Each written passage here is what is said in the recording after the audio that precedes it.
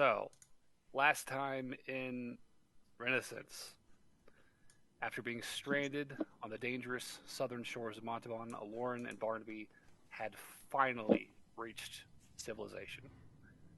Aided by a pair of adventurers named Brinbor and Hidkey, their group took a much needed rest in the ruined watchtower of Fool's End, the staging ground for many a fruitless journey to the heart of the island.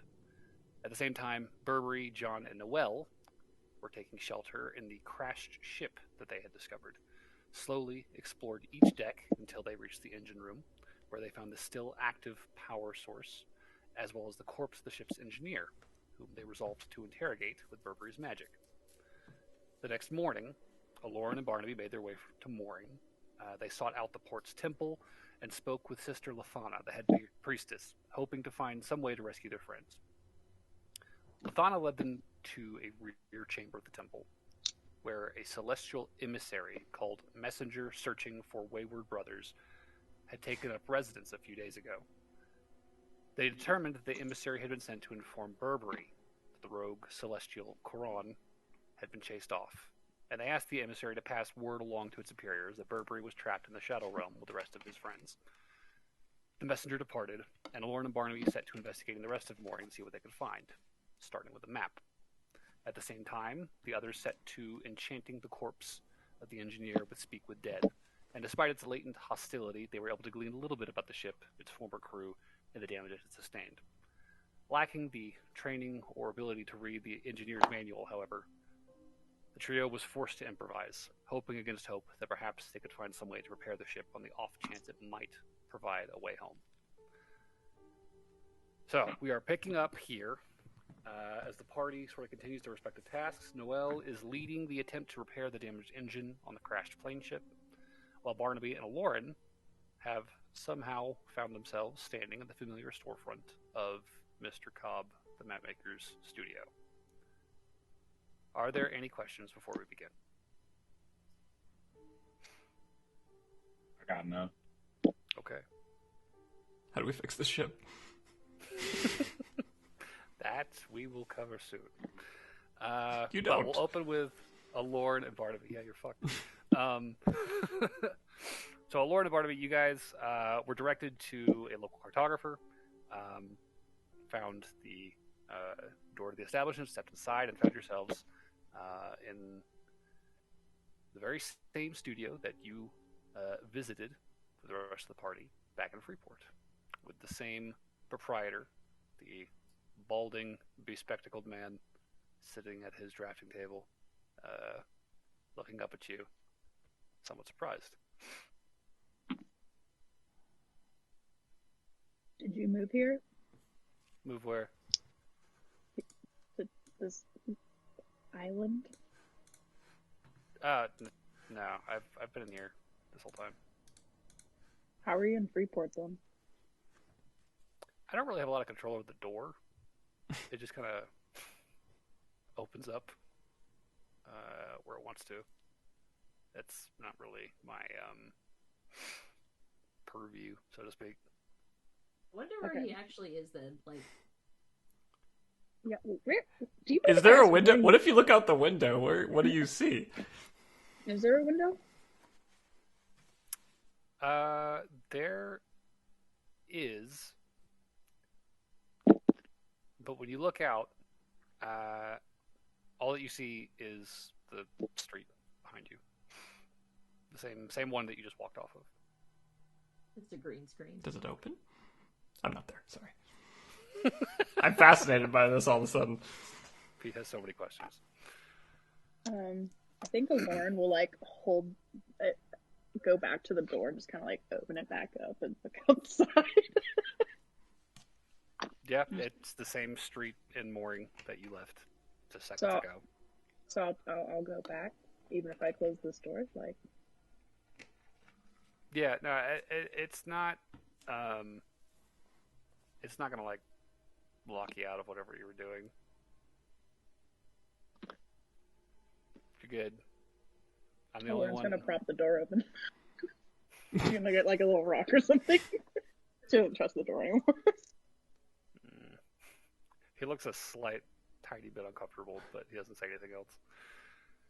So, I take it you guys are looking for a map, or maps, plural, of some kind, something to that effect? Yes. We need a map of the island that includes the ruins in the middle of the island. You're going to have to be more specific. Which island? I'm mooring. The island I'm on. Gotcha. This place right here. That tracks, actually. And he'll kind of rifle through some papers on his desk. I actually just got some survey information about mooring a little while ago. Where was it? Here we go. And he'll pull out a sheet of papers, pulling one out of them, and just kind of like unfurl it on the desk. And sure enough, it appears to be a map specifically of the island of mooring. Was there something specific you were looking for? I'm looking for ruins in the forest. Ruins. Well, he will kind of spread this out on the table here where you can see it. You want to take a look in references.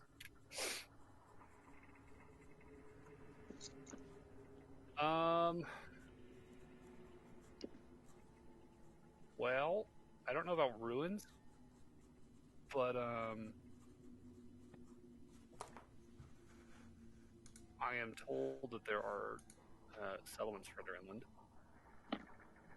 Here, and here, he'll point out Salasu and Witi. Where are they at? So if you look, here's us mooring, top of the island, right, north side.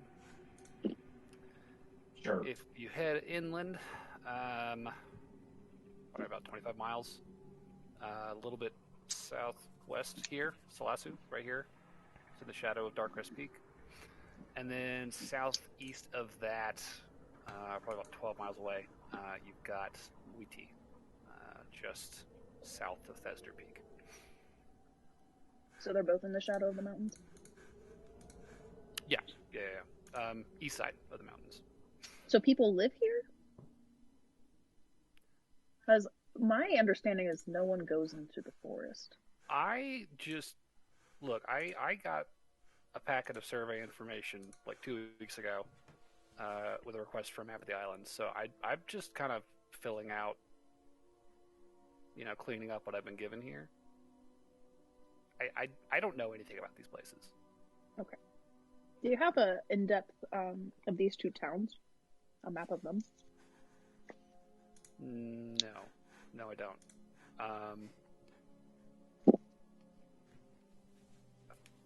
Again, I was just handed this request a couple weeks ago and just started working on it. So it's just the island. I'm sorry. I assume, this was dropped off in anticipation of your arrival. I'm sorry. Who was the request from? Who surveyed the island? He fucking throws his hands up, just like, fuck if I know. I get a package in the mail every so often with survey papers and a request to fill it out, and inevitably he comes by to buy the map within the next few weeks. So, was there a name on the package? No, there's never. Or is it just a mysterious mail that you're like, okay, let me just do this person's bidding without a name or anything? I would assume it's whoever set me up with this whole situation, and he just kind of looks nervously around the studio. Do you know who it is? Do you mind asking? Could I ask a question for Laura that she probably would have come up with? Okay. How do you go get groceries? Or leave? Or live? So I have groceries delivered, and I don't leave. Okay, who do you This work is for? so complicated. I need a name now. Who do you work for? How old are I you? have her on insight. Okay, It yeah, seems a sure. little fishy. Sure, Barnaby, go for it. This is I just don't like know his why I brother, got and he's that on fucking with you. Oh, did we find the version of Nurse Joy or Officer Jenny That was the joke. Didn't we already agree? Ooh, There- Didn't we agree upon that earlier? 17 minus 1, 16. 16. Okay. You're definitely picking up on some slight anxiety and a little bit of regret. The more he talks about this situation, the more nervous and uncomfortable he seems to be, and you kind of get the vibe that he sort of regrets being honest with you about it because it seems to be causing more trouble than it's fixing. It seems to be dragging this scene out longer than maybe it has to. I have two theories. J. Cobb made a deal with a hag, or J. Cobb receives the map request from himself in the future. Both perfectly adequate guesses, mysterious. I'm voice. just gonna nudge Lauren. We're bothering this man. Why don't we head out? We're asking him too much. We're asking too much, and we ain't getting nowhere. No, I look. It's fine. Like I'm not mad. You came by. Honestly, I'm glad. Somebody came by for the map, and he'll just kind of slowly slide it across the table, just kind of tap it a little bit. And your company has been appreciated, but we must be taking our leave. You do need the map, right? Yes. Yes. Once we get that, of course. I do have one more question. Do you have like older maps of mooring? Older maps, I would have to dig for. I was not expecting to need one of those today. I could find one if you want to come back later, but right this Like a second. plan to me. Okay. Sounds good. So the map is like five gold. Do you want Kosher. to seize Barnaby? Okay. 2.5. Mm-hmm. I'll splat down. And he's just happy we're just paying for it this time instead of negotiating an old version of the map. Yes, thank you. Actually, it's been a while, and I'm kind of running on credit with my grocery guy, so that's appreciated. Thank you. Good to see y'all. Your friends doing all right? I feel like you guys had a bigger party last time you came through here. They're somewhere in the Shadowfell in the island, in the ruins. That's why we need the map. It's not great. Great, yeah. That sounds not great. Fuck. Well, good luck. He'll just wide-eyed turn back to his desk and resume working on whatever he was working on. Were we gonna head to the armory or the military base next? I think that was the plan. Get our group together so we can find our actual group. Yeah. Cool. So, departing Cobb Studio, heading back out, you step into the streets of Mooring once more. The morning sun kind of shining through the overcast skies, and you begin making your way towards the western edge of town, where you reach the perimeter of Fort Bounty, the naval installation here in Mooring. As you approach, kind of up this main street, there is a little guardhouse with a checkpoint manned by a pair of guards standing at attention, crossbows in hand.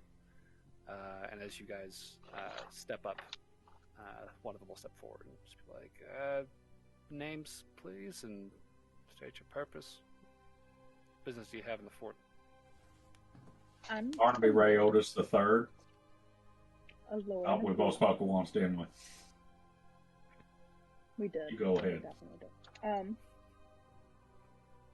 Are you sure you don't want to go? You can go. I'm saying you go first. Oh, okay. Somebody, please. Okay. Sorry.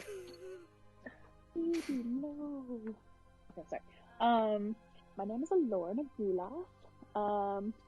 We were on the ship that sunk. And I think some of your people came back today. What was their name? Oh, you were With Leia, Marco, Maldred. you were the ones that rescued them. Yeah, no, they came by early this morning. Yeah. Please, yes, we excuse us. We actually have instructions to bring you to the admiral in charge. She was very eager to thank you for yours.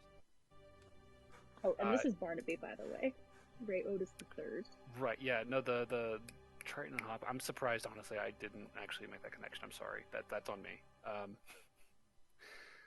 They look like my family members. I understand not recognizing me right away. I've never seen you before in my life, but I haven't had breakfast yet. I'm still kind of waking up. Oh, you need a good breakfast. I would agree with that, but guard duty. Anyways, you guys, if you'll just follow me, the admiral's waiting in her office. Right this way. And Can I cast real quick? One of I still have the berry. And I'll a good offer berry? him. And I'll offer him a good berry. Yeah, thank you. He'll pop it into his mouth.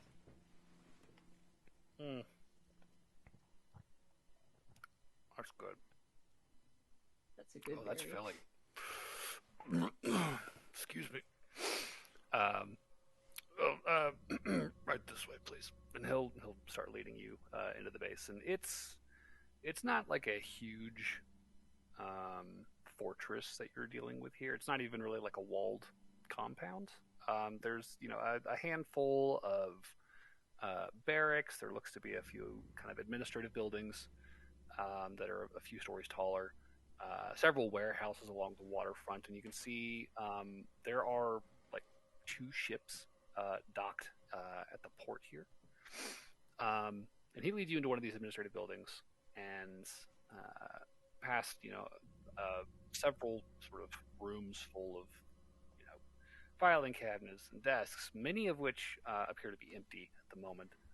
And he leads you upstairs, and as you ascend, you begin to hear raised voices coming from one of the rooms up ahead.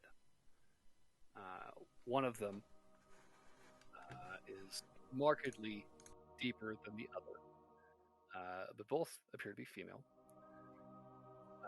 And as you step up to this door, the guard's leading you to, you can hear one of them superior beginning. I appreciate the work that you're doing to retrieve the people of the Medora, but that does not absolve you of your other obligations, Ellen Kali.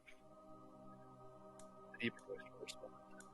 I'm having a hard time hearing you. What are you saying? Is that louder? Better? Yes. Okay. Yeah, you were getting Cool. mumbly there. Sorry. Yeah, it was like, what is happening? Sorry. So the first voice says, I appreciate the work that you are doing to retrieve the crew of the Medora, but that does not absolve you of your other obligations, Ellen Kali. The second voice, the deeper voice, responds, Admiral, I understand I have less than a month to fulfill our agreement. And at this point, the first voice cuts off again, cuts her off, and continues. It's correct. I would advise you to refocus your efforts on that ongoing project. You don't have much time. If you'll excuse me. And the door begins to open. And you are suddenly face to face with a dragonborn woman with these brilliant emerald green scales. They've got a sheen to them, the likes of which you have never seen before. It is this bright, shimmering color to her that almost sort of like fills the room with sort of this ambient green light in a way, and almost nose to nose with her as she kind of like steps out without realizing there's anyone there. She's like, "Excuse me," and the guard speaks up and says, "Admiral, the rescuers of the crew that returned this morning. The Dragonborn, who previously had a very dour expression on her face, suddenly lightens up, and she says, 'You must be Alorn and Barnaby.' Yes. Yep. It is a pleasure to make her acquaintance." She'll extend a hand. "My name is Vice Admiral Clicaris O'Gill. I am indebted to you for the safety of the crew that you returned to us." What was her name? Vice Admiral Clicaris O'Gill. Can you put that in chat? I will put that in chat. Thank you. Are there Now two you're gonna different put that. green dragonborn that you've recently introduced? Yes. Okay. There's What are the Brynbor. odds? Yeah, there's Brynbor, the bard, and then there is the Vice Admiral. Okay. And I will say, now that you're getting, a better look at her, this woman is a very, very, like, brilliant, shining green compared to Brynbor's, like, much more, like, mottled foresty green. Like, there's an almost, like, crystalline quality to her scales.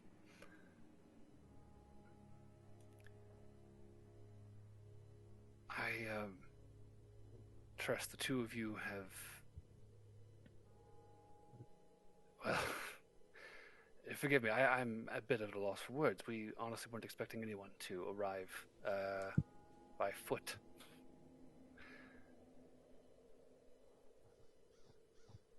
Are you all right?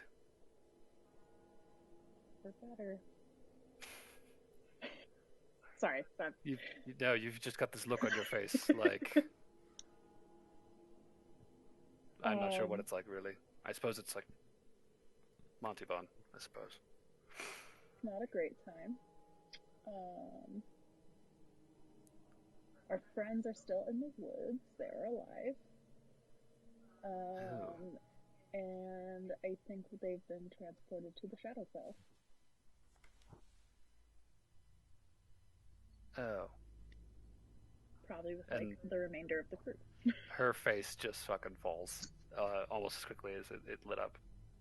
And you see her just kind of cast this look over her shoulder at the other figure in that office. And you can see kind of seated in front of a desk behind her, there is this very, very large woman with pale gray skin, really thick, dark hair that's pulled back in big braids, and a pretty intricate series of like facial tattoos kind of running up the back of her neck and onto her kind of the lower jaw around the temples. Dressed in the same sort of naval regalia, where you can see that there is a few decorations. She seems to be of a slight lower rank than this dragonborn woman. She doesn't say anything, but she does sort of meet that gaze before returning to the silent. And O'Gill turned back to you. She says, "That is extremely troubling, and I am sorry to hear it.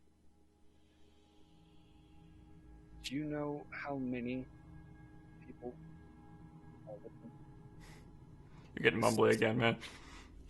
Yeah, it's real bad. All right, all the way up.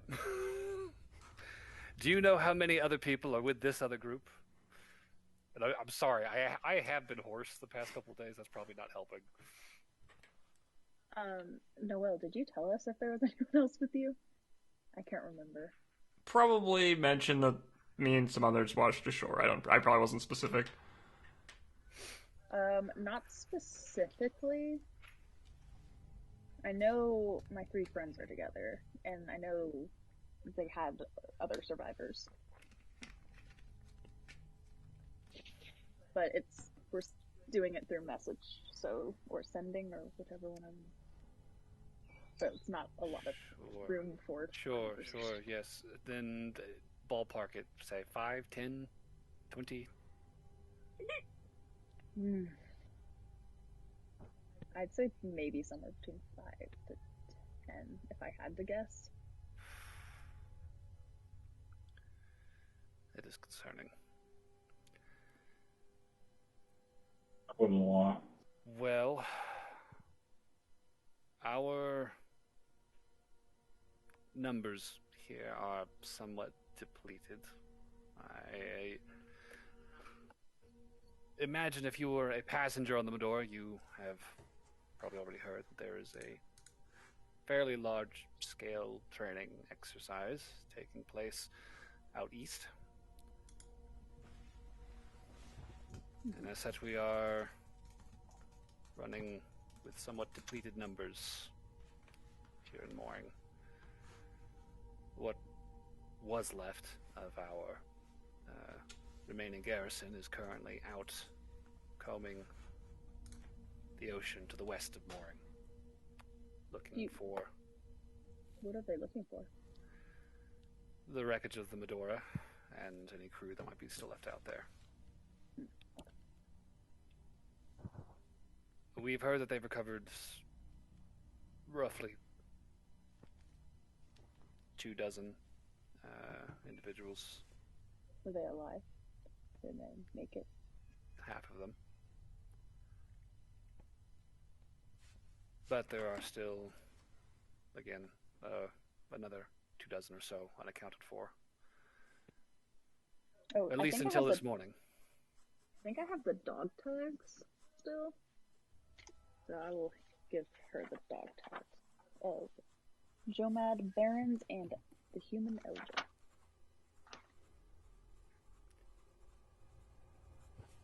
Well, there's 2 more. Thank you. I am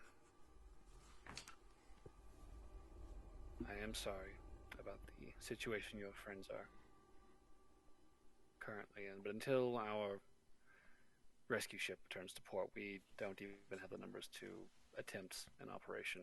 And I'll be honest with you, you've been out there past few days. I'm sure you are well aware of the dangers the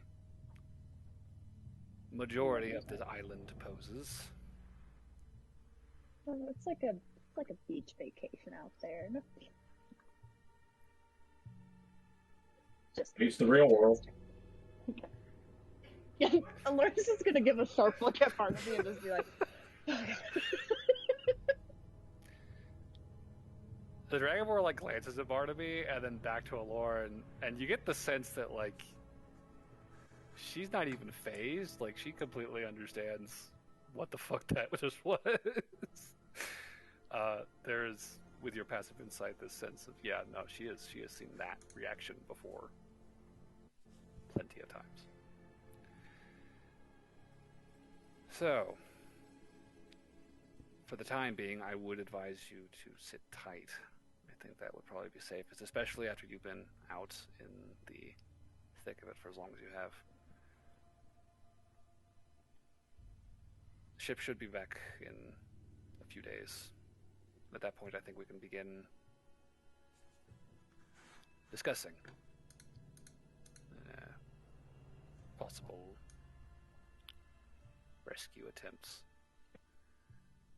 She kind of trails off.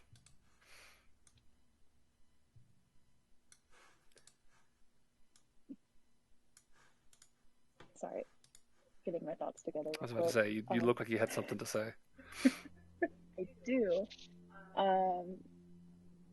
Is there like any information you can give us about ruins in the forest, or like where that is? And she'll pull out the map. And like generally where it's at. And how do you get into the Shadowfell? I have lots of questions. She kind of like rifles the map again and takes a look at it. Where did you get this? Mr. Cobb, our friendly neighborhood map maker, who has a magic door Makes maps. and makes maps. She just kind of looks at you two, incredulous. Okay. If it makes you feel any better, I'm very sus of Mr. Cobb. Well, I can't speak to the veracity of this map, though I do think it is curious. It mentions Salasu and Muitid. Those were the names of settlement attempts that were made several decades ago. Salasu, well over a century ago. Neither caravan ever returned from the island's interior, and so we've, over time, simply come to leave it to its own devices, as it were. The port is safe, and whatever is going on further inland has not deemed to encroach, or attempt to, at least. So, unfortunately, I can't say that I am at all sure what you would find if you were to go out. And I should reiterate again, I would not go back out there if I were you. So, could I insight check the rescue attempts that she said earlier? Yeah, give me an insight check. What are you sussing here? I'm trying to figure out if she was being like she would actually send like a rescue attempt, or she's just saying that to like appease us. Okay. Okay, so I rolled a 14, but I think I have like a +1 on insight. Oh hell yeah, I got a +6. I got an unnatural 20. Oh, okay, cool. Yeah, that tone came across pretty appeasing. There's definitely a reticence when it comes to her desire to delve further inland. Thus far, she's presented herself as a fairly professional, grateful for what you've done, bringing people back. But any discussion about heading inland was definitely like, I don't want to tell you no because you might decide to do it yourself. It's already been decided. So She doesn't know that. But yeah, that with a 20, you definitely pick that up. Okay. I guess I'll just be kind of like blunt, be like, we're gonna go back in. So if there's any information you can share with us that will make this process easier, that would be like greatly appreciated. My mind's made up. I'm going. So. You have to turn down helping out the family, even if they are a dream family. I'll say give me a persuasion check. Ooh, okay, 16 plus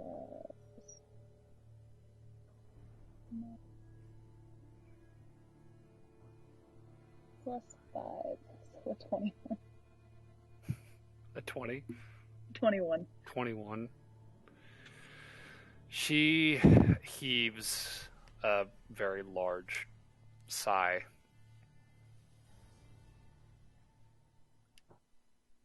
Again, I would reiterate that is a very, very bad idea.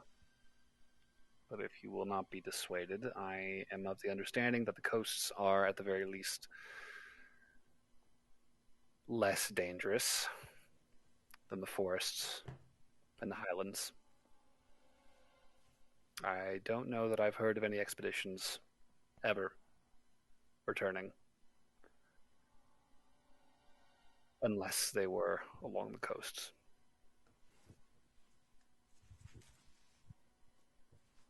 Okay. Do you know anything about the Shadowfell? Or any more information about the creatures that, like, follow you and hunt you? We have reports of various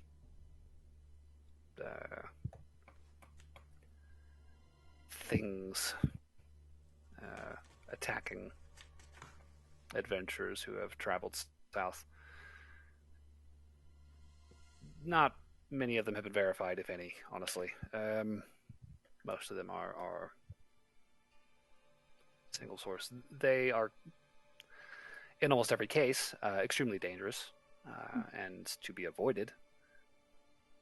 Again.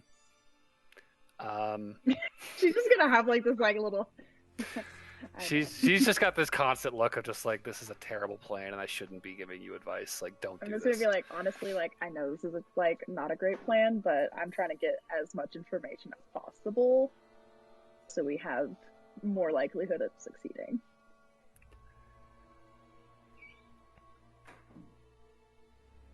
I respect better info you give us, better chance we'll make it back. Yep. We're resourceful. We can make it work. And once we have our friends, we can definitely do it.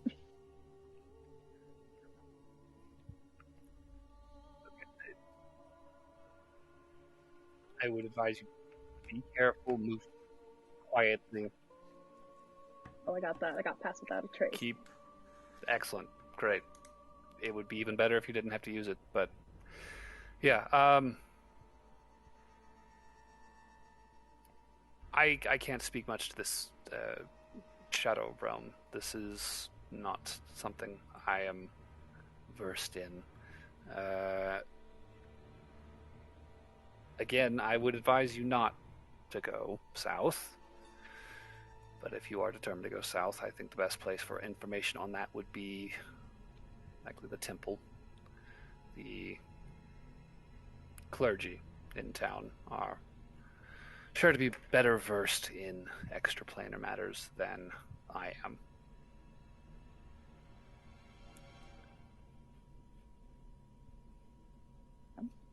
Hey, get out of that bag. Get out of there. Get out. Get out. Get out. Get out.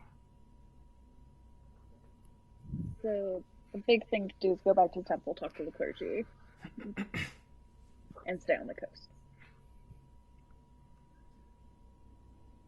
I would, yes. If you have to go south, do everything in your power to avoid heading inland. Okay. Okay.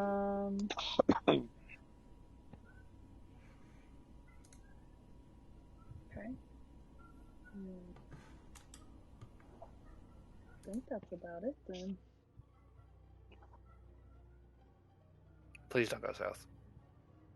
She's just Well, gonna we're give her going. like a smile, like hee hee hee hee. You're going. What's the worst case that could happen? I wake up. I mean, the worst case that could happen is that I reward you for, returning 4 sailors from the Medora, and then you go off and die and leave that money lying somewhere irretrievable. If you're gonna give us money, I can go buy a bunch of health potions and stuff, which I won't say no to. Maybe some protection from good and evil spells, like. I am extremely leery of committing any further resources to what is sure to be your end. Okay, that's fair. Please don't go south. Please don't go south. What if, wait. She sounds like she doesn't like our odds. You want to bet on that? Well, good. No. Oh, you're just scared because if I die, I'll wake up and you won't exist anymore. No, I think she's scared that if we came back alive, we would make so much money. Think about it from her perspective. If you die, then you can't pay her if she won. And if you live, she pays you money. There is no good way for her. And either way, I'm a vice admiral in the East Alliance Navy. I'm not really supposed to be gambling with people's lives Fair. Oh, you're not gambling with money. on whether or not you will come back alive. Can we bet on bragging? I am rights? not betting you that you will come back alive. Please don't leave. Please don't go south. I don't know how much more plainly I can say this. Okay. Well, I thank you for your advice, and we are going to be the people that do not listen to your advice, and I apologize. But it was nice knowing you. If you come back, I will have the money waiting for you on the condition that you are not going back south again. No. I have decided I will be holding on to it until you get back. Okay. Okay. If you'll excuse me. Thank you again for saving the crew. Please don't go south. I wonder what percentage of the admiral saying "don't go south" and what percent of his plet saying "please don't get the party's blood."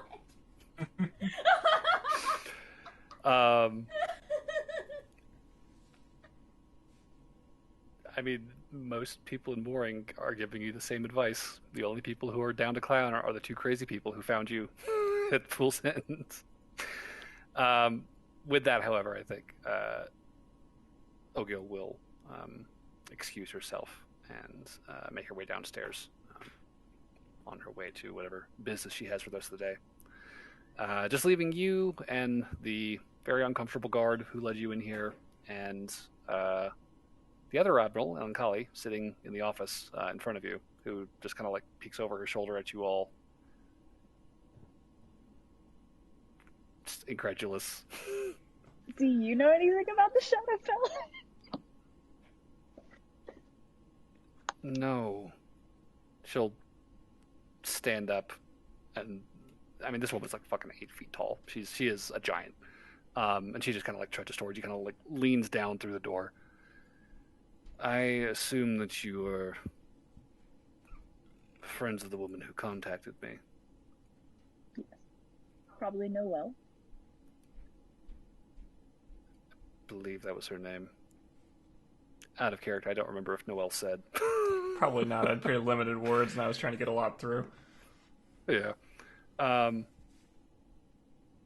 yeah, this giantess just kind of crosses her arms. I gotta say, I'm impressed you made it back. Are you absolutely sure you're going back?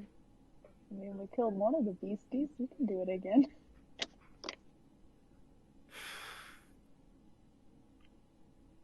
It almost killed Lauren, but she doesn't need to know that.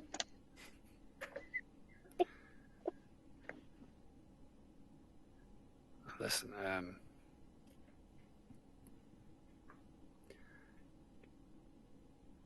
Admiral O'Gill's got the fort and everyone in mooring really to look after. I can't say that I blame her for the stance she's taken, but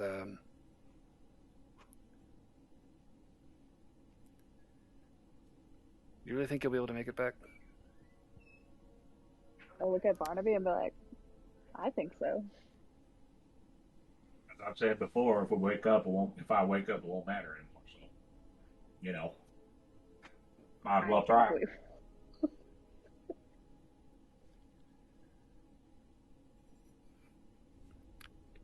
Follow me. She'll lead you into another office, which you can see actually has her name on it, and very similar sort of layout, although slightly less ostentatious. She'll kind of head back to the desk and open a couple drawers and pull out a few leather cases. These are off the books, for the record. Admiral doesn't need to know about this, all right? Lauren's Sentence didn't make sense. Just don't tell. Don't talk about it. Don't tell the Vice Admiral, please. Got it. Nothing happened in this room. And she will pull out a handful of items. There are 3 glass vials in her hands, as well as a pair of earrings.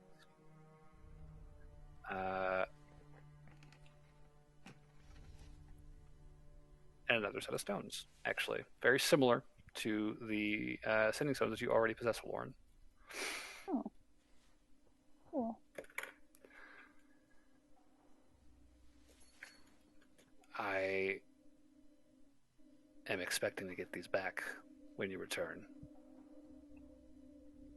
Okay. But if these will better help while you're out there, I think it might be worth parting with them for the time being.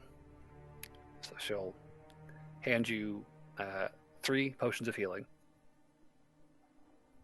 a greater potion of healing, or potion of greater healing, whatever. So 3 potions of healing and then 1 greater potion of healing? Yeah. And then a pair of sending stones.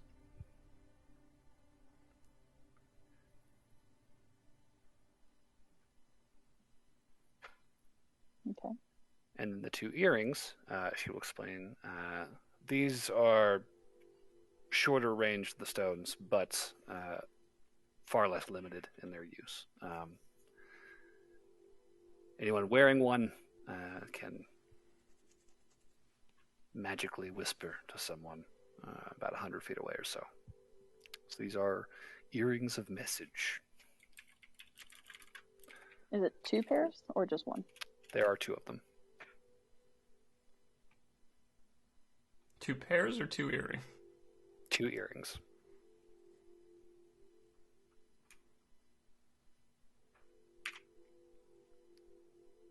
You get one, I get one.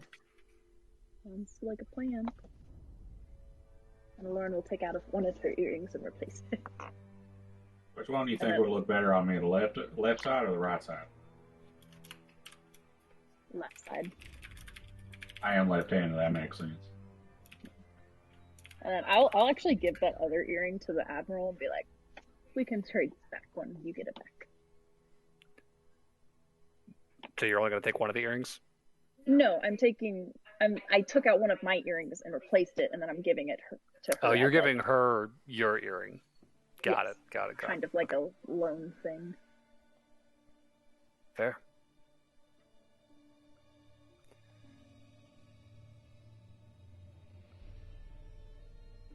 I really hope you make it back. Well, we definitely appreciate this. 'Cause Oh. If you do, I might have a job for you. If you are so capable as to return from a mission like this. But what is the mission? Maybe we can kill 2 birds with 1 stone. it is nothing to do with Montalban. I can promise you that. Oh, cool. Okay. Great. Sounds great. I don't want to go back into this forest after this time. So. I wouldn't send you if it were up to me, but you've clearly made up your mind. So, best of luck.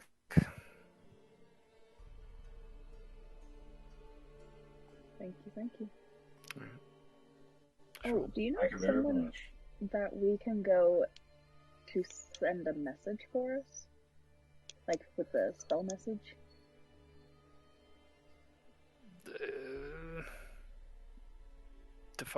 Like sending, you mean?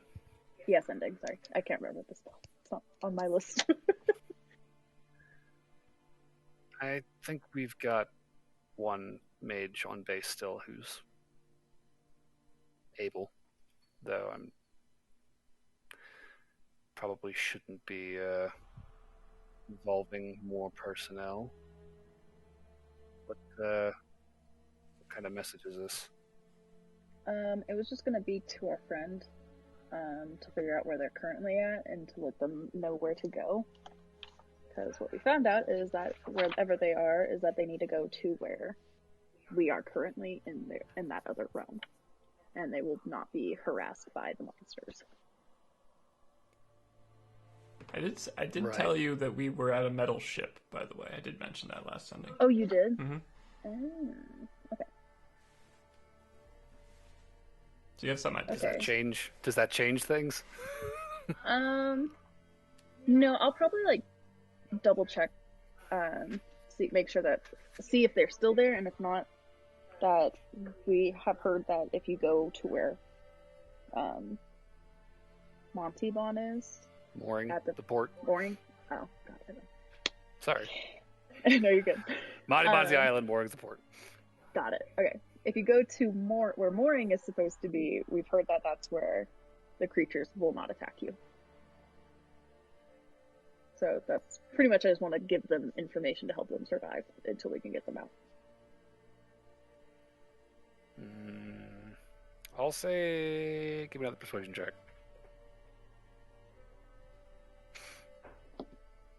Ooh.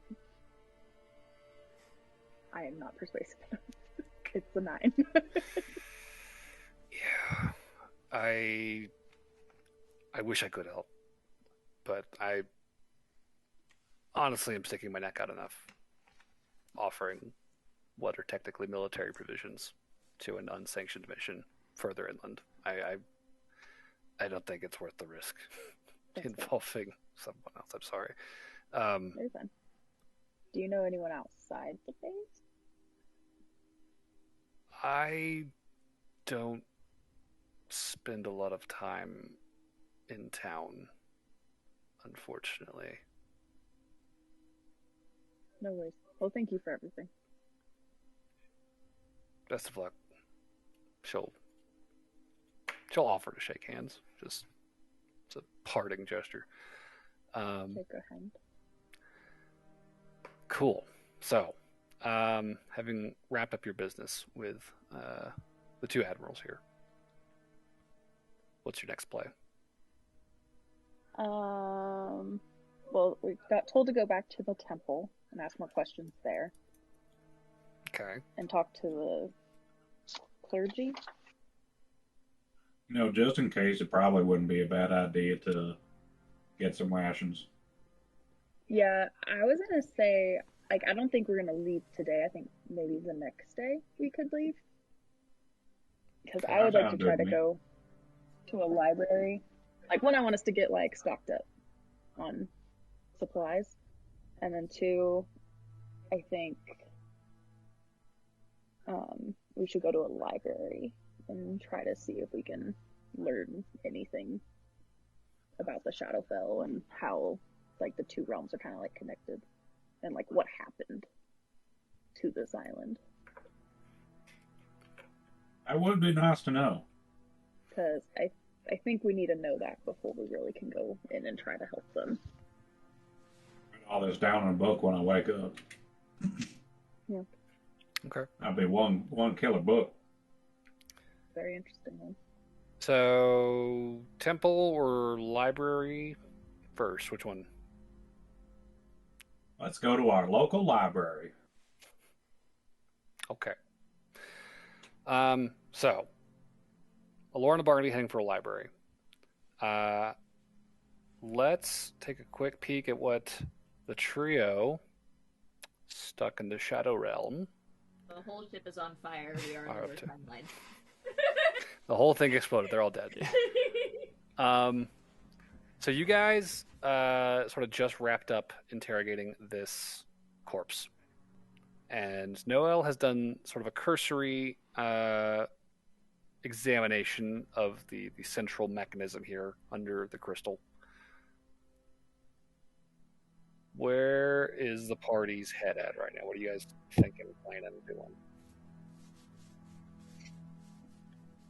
Well, if I remember correctly, Berber was going to try mending the rings around the crystal, and I was going to attempt to realign the actuators. Because that was the thing the dead guy kept mentioning. Okay. So, Burberry mending. Yes. Yeah. I will say there is not a ton of mending work to be done on the rings themselves. They're not necessarily like broken, though there are a handful of kind of warps and dents in a few places, and you can mostly sort those out. They're pretty round looking now, maybe a little grubby from time and corrosion, wear and tear, but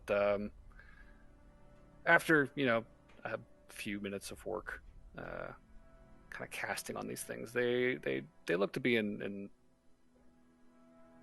functional shape, even if they're not working necessarily at the moment. Noelle, how are you planning to tackle this engineering task? It's a great question. I have the manual, I have the exploded diagram of this thing, which we have sort of determined to be tied to the actuators. I believe you described it as like a series of cups with rods coming out of it. Yeah, it's a lot. But we have all the time in the world. No rush. At least not yet. Yeah, that's so fine. I would just start looking at the diagram and comparing it to the device and seeing if I notice anything out of place, anything missing, and just start there. Let's get to it. Okay. So, I think what we're going to do with this engine, we're going to treat this like a skill challenge. This is going to be pretty high DC, and it's going to require a number of successes. Could I offer some enhanced ability for those? Enhanced ability, I would say yes. I would say guidance, not so much, because this is going to be over kind of a longer time period. What about Bardic Inspiration? How long does Bardic Inspiration last? I think a minute each instance. Is it just a minute? Mm-hmm. That one's a little shakier too. You would need to worry about guidance. I don't have that one. Oh, well. La-ti-ta. If it sounds like a task that would not necessarily take a minute, could I inject a Bardic Inspiration into there? Because I have a ton of them. Yeah, I would say if it's going to be a task that's short, but any repair work that has to be done over the course of 10, 20, 30 minutes, whatever, would benefit from the enhanced ability, but not necessarily something else. So, with this initial sort of pass over the diagram, trying to kind of piece together what it is that is either wrong or not matching here.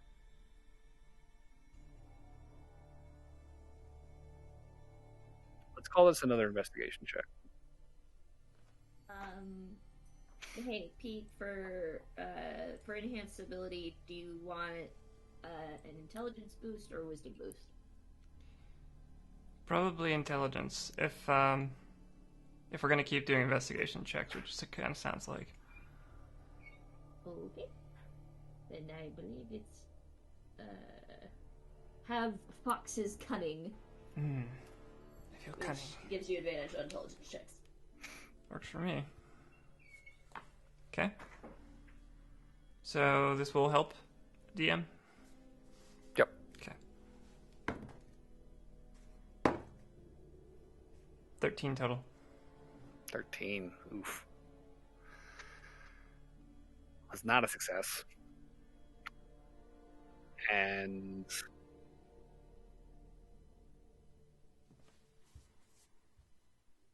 over the course of the next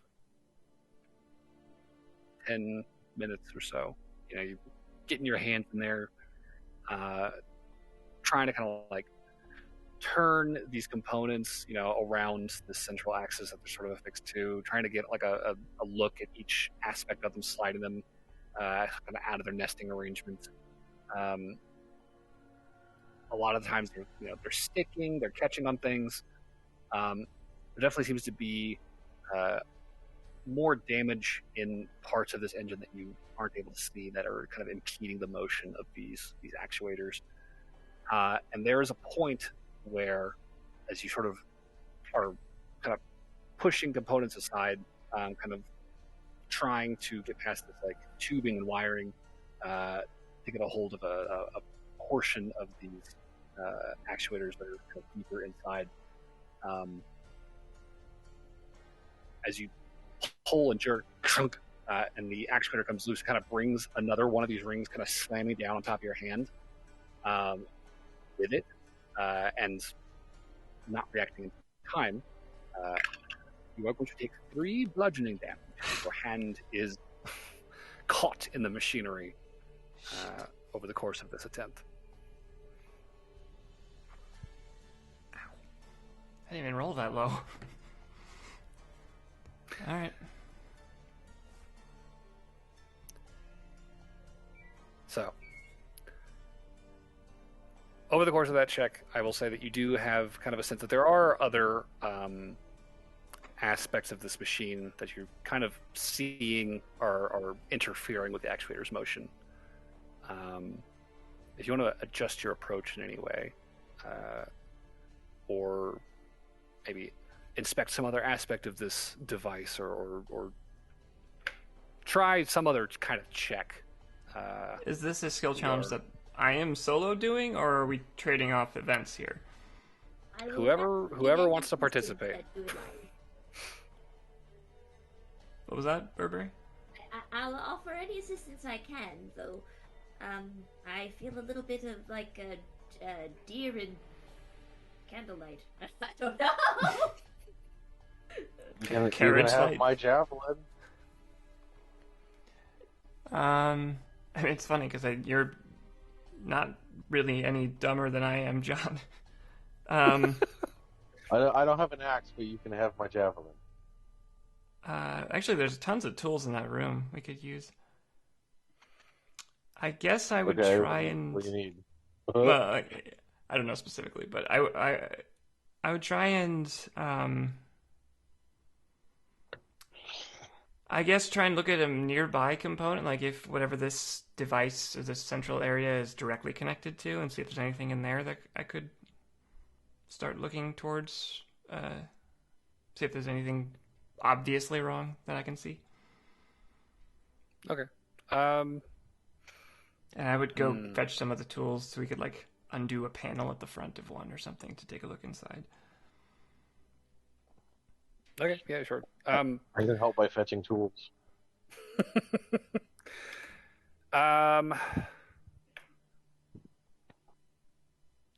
Okay. Do you want to focus on kind of increasing visibility in here, or do you want to kind of like by prying panels off, or do we want to like focus on kind of inspecting what is available here on this side of the machine and seeing what else you can deal with? I don't know. This is very hard to imagine. It's a big, complicated machine, and you don't have machine background, so I don't either. This is not either of our wheelhouses out of character. I'm trying to just.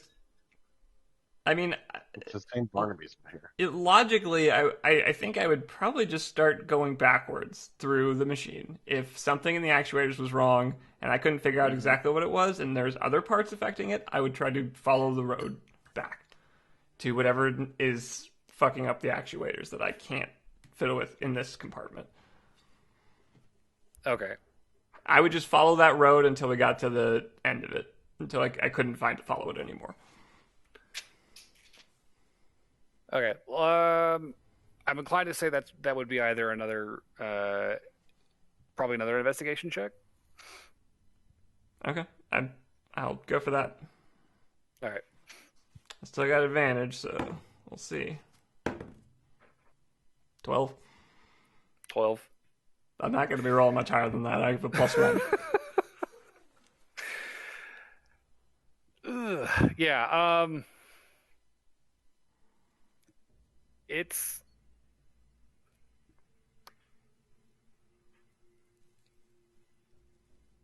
a lot. Is the problem you're running into as you're turning your focus away from these things which you've identified and kind of wrapped your head around and starting to look at the other components in this machine. All of these sort of interlocking pistons and arms and all this piping and wiring. It is a convoluted, messy apparatus. And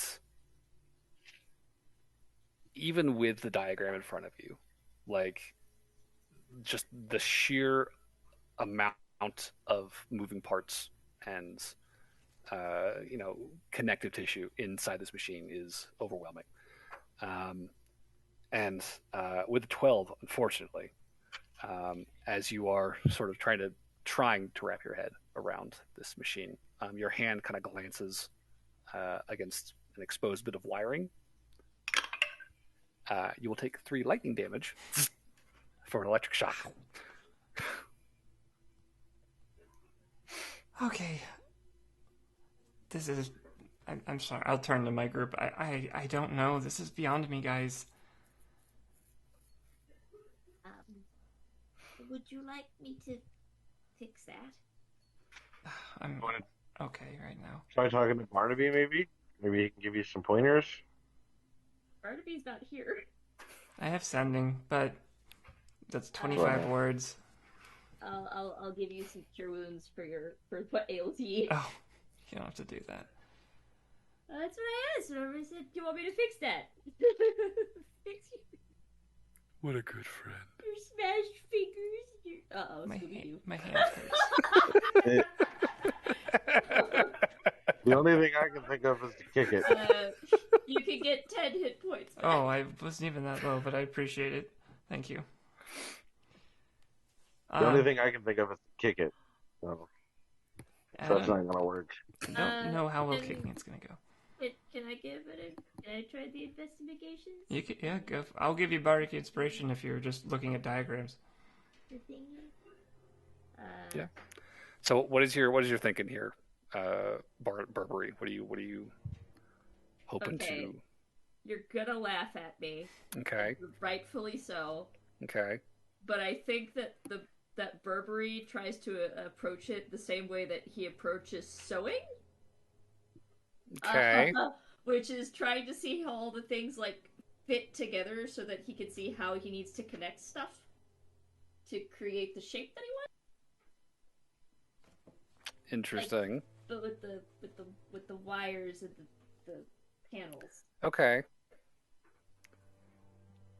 So, question: does Burberry have proficiency with a tailoring kit, or tailor's tools? Excuse me.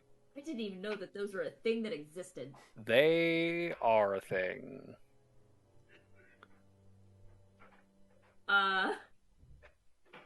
No. So, cool. All right. Because I was gonna say we could make this a tools check using that proficiency, since you very clearly specified tailoring tools. But okay, so I guess we could call this a general intelligence check. Just let me check something.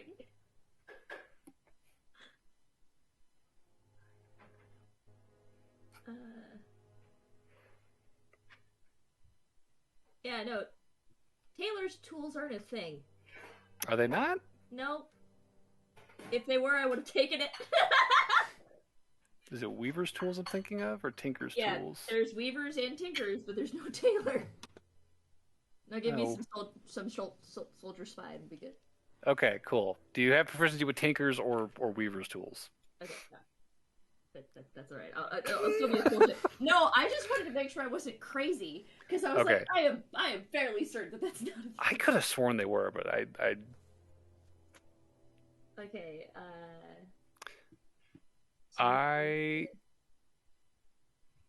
Tony's making mac and cheese. She's making faces at me. That shit made my stomach so unhappy. So I'm just like, nope. Okay. Barring a tool proficiency, since we specified sewing stuff, I would say just a general intelligence check. There is a fire on the stove. I believe this is also beyond me, but I got a 14. A 14. Oh, Oh, wait, the Bardic Inspo. What dice? Can I do Bardic Inspiration for this one? Because he did ask beforehand.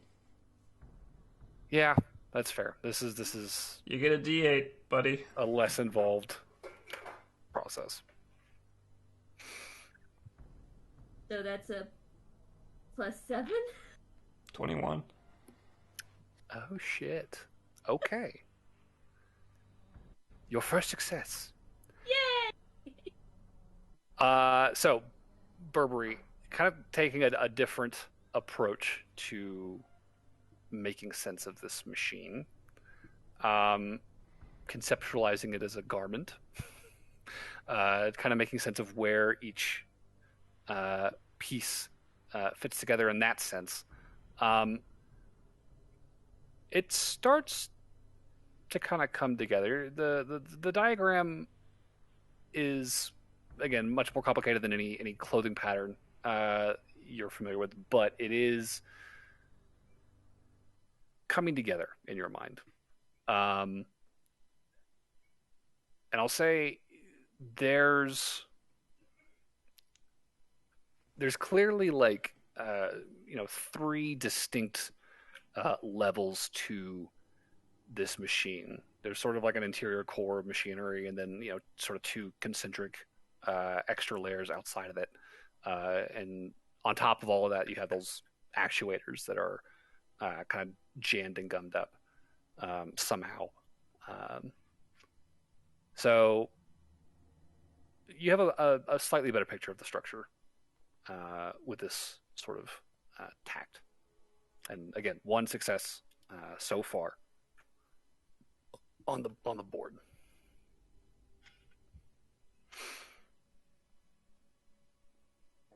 How would you like to proceed from here? I think that's right.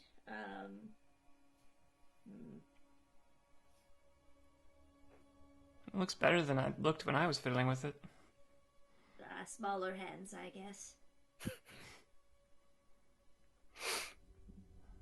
All right, so I think this matches the diagram, but I'm not 100%.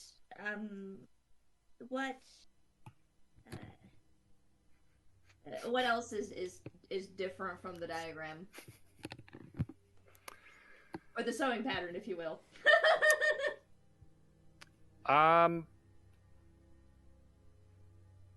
Well, you know that there were components in that outer layer that are interfering with the movement of the actuators. As of this moment, you do not have a clear view of the interior of the machine, the inner couple of layers. So there's still sort of the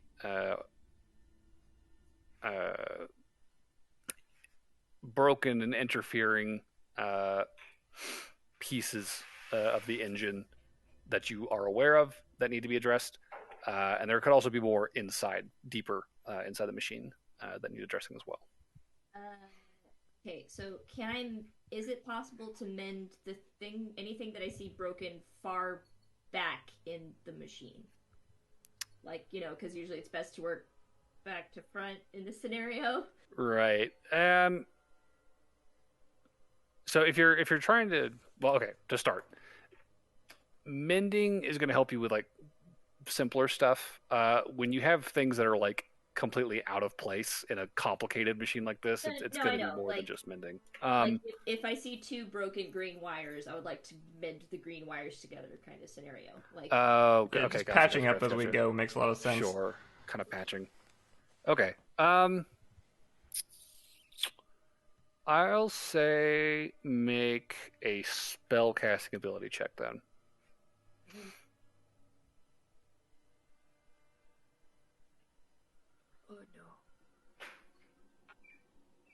Just spellcasting. What is that? Just a flat roll, or do I add anything to that? It would be whatever your casting modifier is,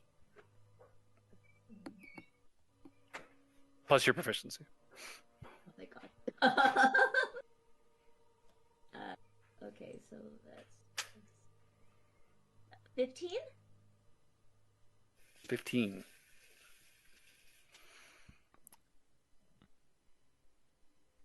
There's, frayed wires that you're able to repair. There is, some torn plating here and there, a severed spring that you're able to reattach. And it's putting things back together. Unfortunately, this is not a success. And as you sort of kind of make your way around a similar portion of the machine that Noelle had been inspecting earlier, you too will also experience a severe electric shock. Watch out for that wire. It's always 3. And you will take 3 lightning damage. Just shakes his hand and sticks it back in there again. Sure, yeah. That include John? Does John want to jump in on this thing? No, I thought you said everybody, so I just wanted to... Yeah, if you want to. What do you want to do? No, I'm talking about the electric shock. Oh, no, this is just the person making the check. Oh, okay. I thought you said we all got shocked. I was like, No. Burberry's got his hands deep in the guts in this machine. Burberry's getting the shot. Can I make the attempt again? Yeah, if that's the tact you want to keep doing, go for it. What? Bashing your head against a wall until you succeed? That's totally the Burberry way of using it. 19. 19. Okay. I mean, you're looking to patch as much as you can, and you're being a lot more careful this time. So far, though, you're not seeing any major changes in the machine's behavior. Like, it still seems to be stuck kind of in the same sort of position it's in. And even with these, kind of small repairs, it's not quite enough to get it to a new... Wait. I have an odd question, I think. Okay. Is this dead engineer wearing rubber gloves? You look down at him, and he's wearing the same gauntlets as everyone else is wearing as part of their armor. And they are singed and slightly warped by what you would presume to be the energy strike that probably killed him. It's very possible that in his hurry to try and fix the machine, he did not properly gear up. Do you think I could look at his bunk? I would like to look at his bunk form. Yeah, I was gonna say there probably is that they exist. some kind of gloves. Okay, sure. That. Go ahead and give me an investigation check. Can I assist? Help her? No, Yeah. you should be making this roll. I only have a +1. I'm not smart. You still have advantage. Oh, right. True. Sure, I'll go look for gloves. They work. Excuse me. That's a 17 total. 17. Okay, yeah. You go through the desk, and there's like a drawer with some gloves in them. They're very big, like hippo-sized gloves, but there are rubber gloves. I found these ones that have a flower pattern and these ones that have a lightning bolt pattern. Which would you prefer? Like they'll fit John. My whole head looks like it fit in that.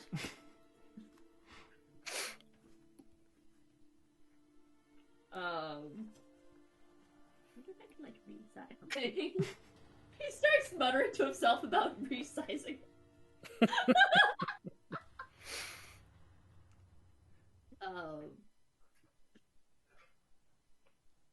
I'll take whichever ones you don't want. It's the better option. I'll toss you the flowers. These ones are pretty Match cool. my hat. Oh, there you go. And this is how Burberry becomes grandma. Poor Burberry. He's making a flower bed before you know it. Mm-hmm. So Burberry's got some gloves. Alright. Look that up. Just Hey, I got an idea.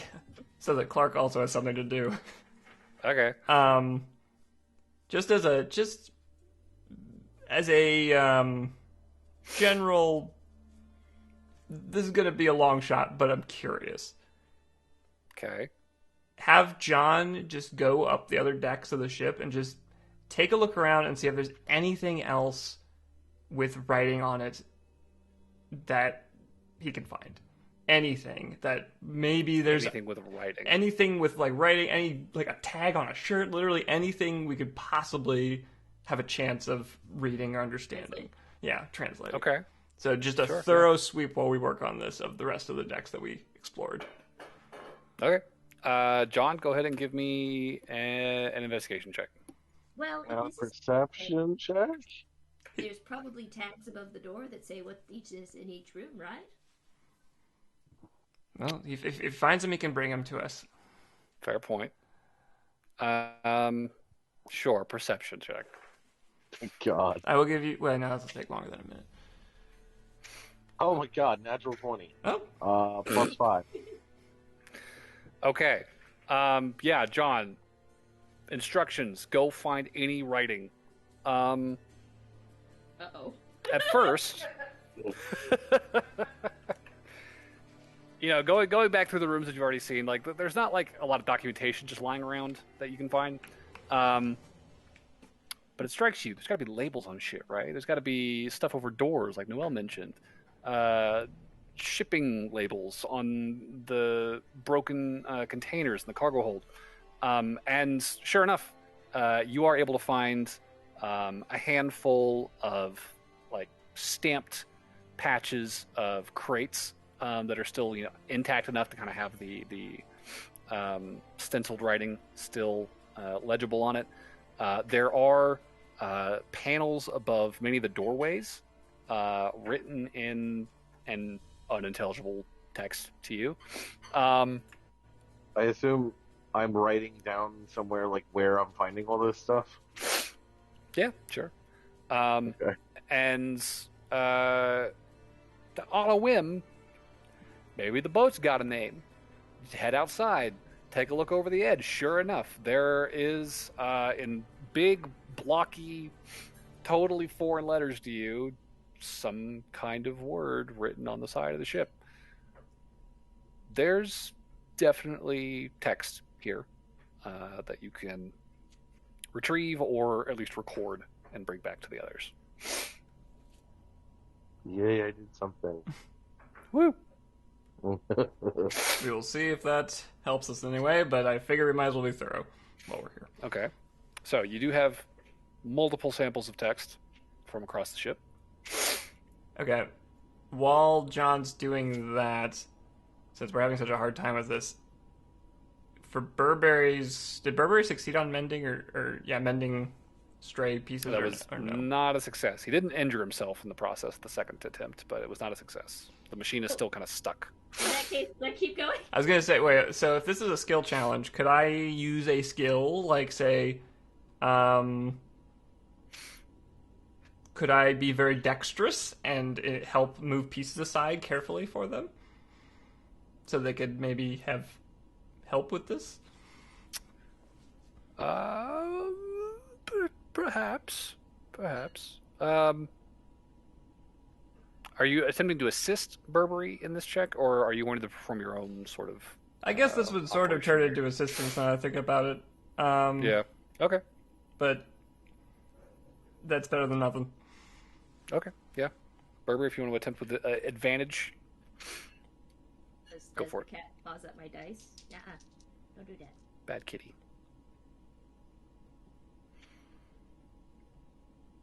Noelle, I appreciate the assistance, but your heads keep getting in the way. I rolled a 3 and a 4. Ooh. Well, but with the stuff and everything, it brings it to a 13. Now he's getting the damage dice. Yeah. No. So 13 total. Yeah. Yeah. Do I get resistance because of these pair of rubber gloves that I have now? We do have rubber gloves on. Maybe that's the reason the roll was so low. It's just trying to work. Okay, cool. Well, the rubber gloves are a help because with two sets of hands in here at the same time, like, yeah, try to be helpful, but as Burberry noted, you're kind of bumping into each other, kind of like getting in the way of each other. And at one point, one of you accidentally like bumps the other into another exposed bit of contact, and there is a very large flash of sparks as you both feel this dull shock run through your bodies. Much more violent looking than the previous two shocks, but thanks to your rubber gloves, you are only going to take 5 lightning Thank damage. We are going I to got die max if on we that keep one. doing this. Fine, So, yeah. it'll be slow. At which point, John, you come back into the room with an arm full of, broken wood and signage and some papers that you There's recorded a things faint down smell on. of burnt skin in here. And hair. Probably more of a burnt hair smell, but yeah. So, you have John's Okay, text. He's assembled. take a break from the ship for a moment. One more go. I think I've got Wait, this. wait. Are you just gonna keep doing the same thing? Let's take a break, Burberry. Unless you have a new idea. Well, first off, I'm going to bend that wire that keeps shocking us. Sure. And then, are these wires color coded? There's a lot of colors, yeah. It's probably color-coded, maybe? I would Again, like do it. I would like to approach it from that way. Trying to inspect the color. the colors. Okay. Yeah. I'll say give me an investigation check, trying to make sense of the color coding pattern with the wiring here. 18. 18. Okay. So you're able to identify that there are probably like six different like types of wires here. They're all sort of loosely bundled in the same sort of color. You got your reds, greens, blues, yellows, blacks, and whites.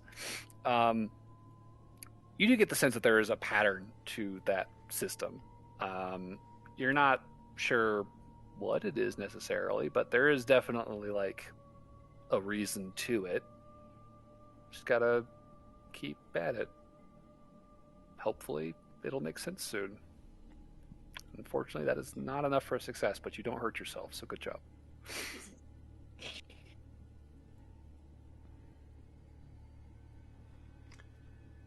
Okay, let's try a slightly different approach.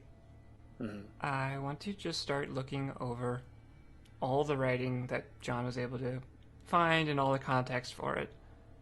Mm-hmm. And I just want to start seeing if seeing if I can understand any patterns, see if there's any small, like, Rosetta Stone type things where there was something written in Elvish and this, or Primordial and that language, or just anything that could start giving us clues about how this language works. Okay. I'm probably not able to help at all, am I? Are you? Since I don't think it's written in that's street what slang. Y'all Okay. make a lot of street slang, but one of these days you're gonna need it. Maybe one day. I don't know much about electronics, and it's well, why don't you give the diagram the good solid try? You're as smart as Noel, apparently. You could do that while we do this. Okay. Sure. John will take a look at the diagram. Sure. Oh, I'll give him the lightning rubber gloves. I'll say, Noel, are you proficient with other calligraphers or forgery kit? I'm either of sure I am definitely Not. not. I am Okay. proficient with a flute. Okay. I will say then, let's do. I would like to recruit Burberry for this if they have any skills or abilities or spells or Um, anything that might help. Would my adept linguist thing help with this? Sounds like it would. Well, because it's more for speaking and watching people than in this particular context. So I don't know if it would translate for writing purposes. Yeah, that's fair. But since we do have a lot of context, I feel like it would kinda. Maybe.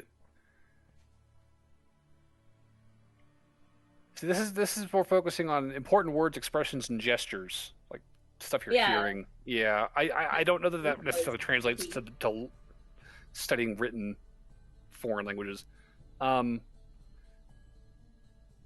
say with the two of you, I'll give you advantage, and I'll say either make it an investigation check or an insight check.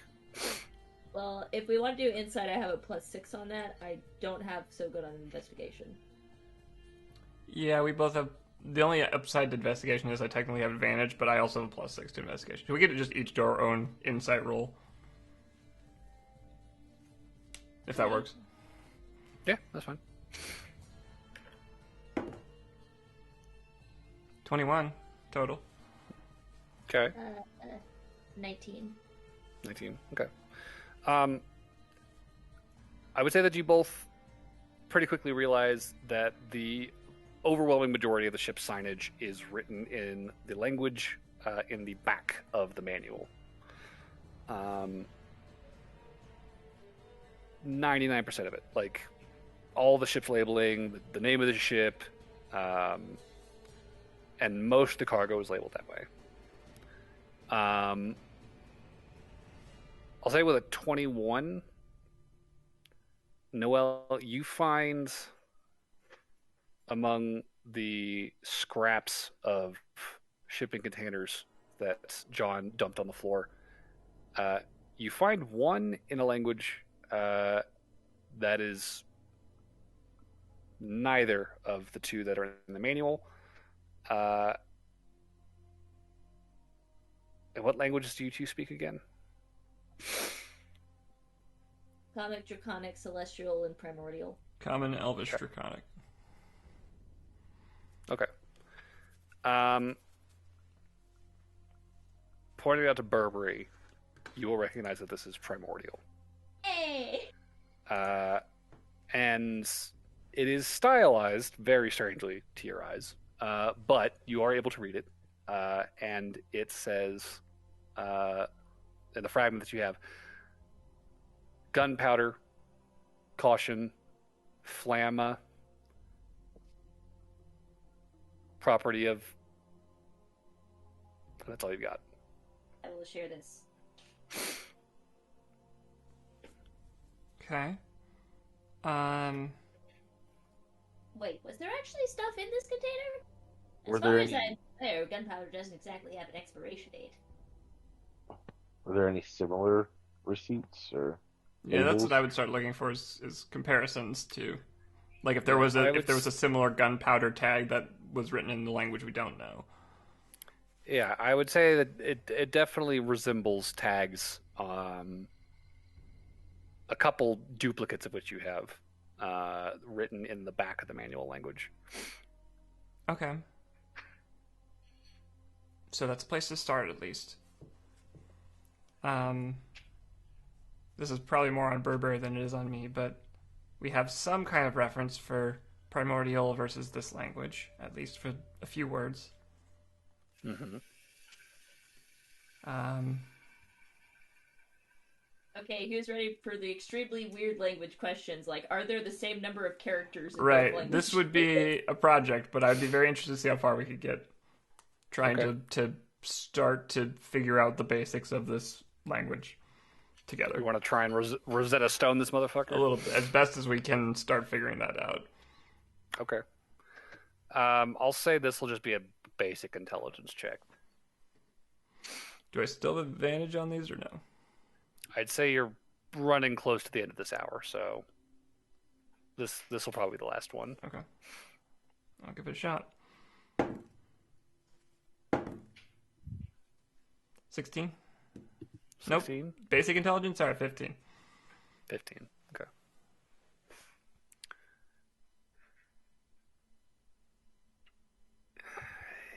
It's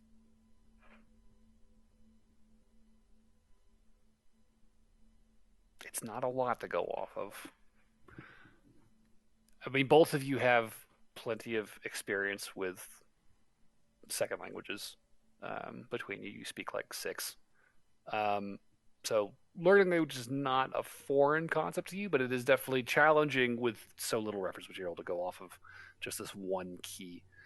And I will say your progress is slow and frustrating. And over the course of that, say, first hour of study, you don't feel like you've made a ton of headway.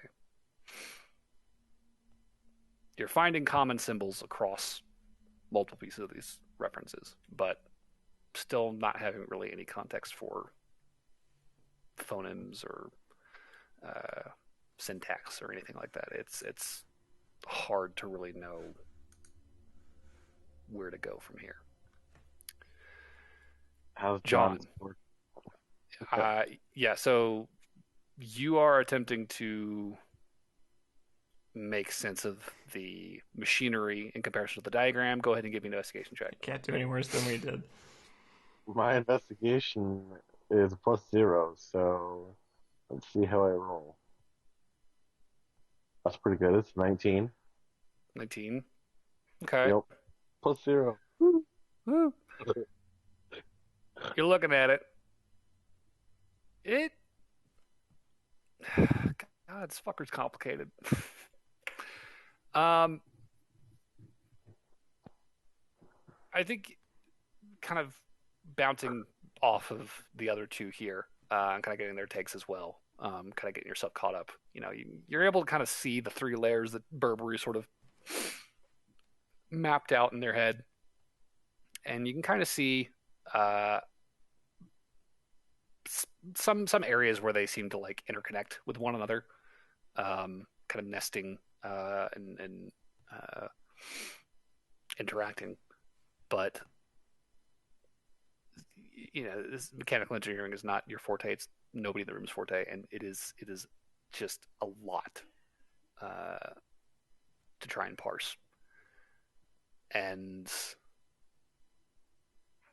beyond just sort of like general groupings of parts, there's not a lot that you gain out of this process.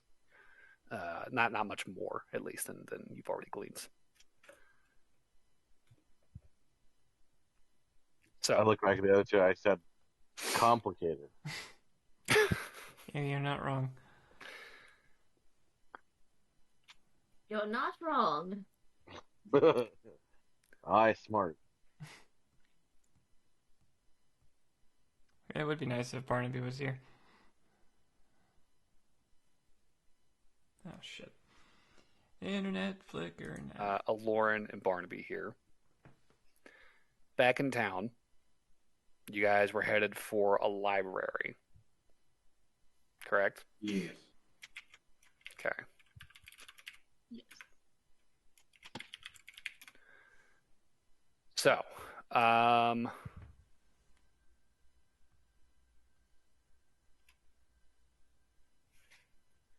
Mooring being a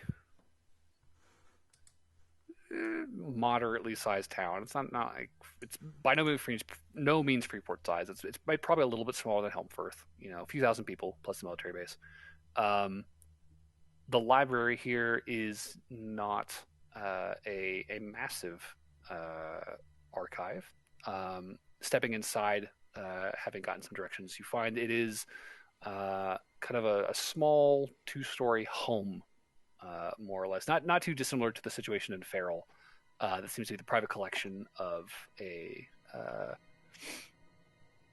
publicly civil-minded individual. This older woman,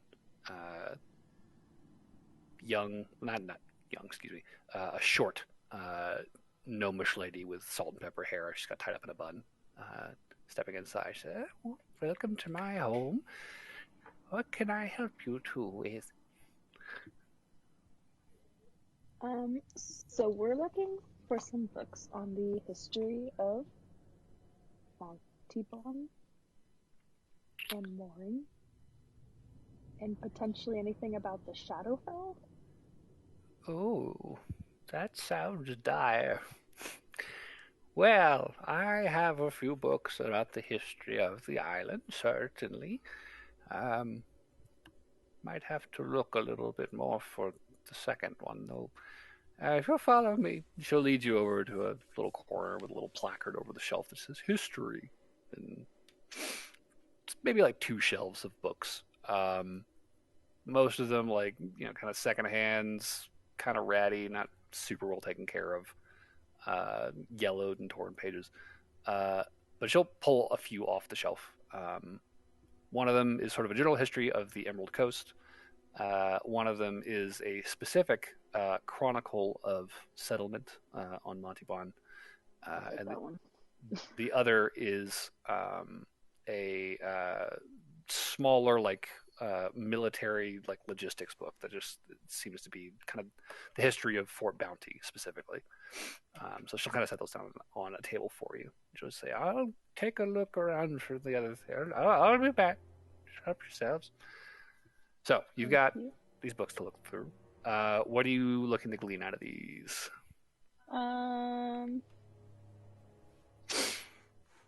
I really am just interested on like when like Montibon was like founded and what it was like at first on the island. And then I want to see when it changed, or if there was a change, or if it was always like this. Okay. Go ahead and give me an investigation check.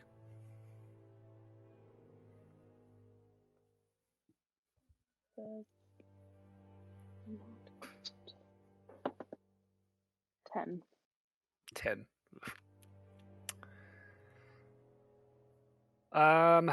So with a 10, there is no mention of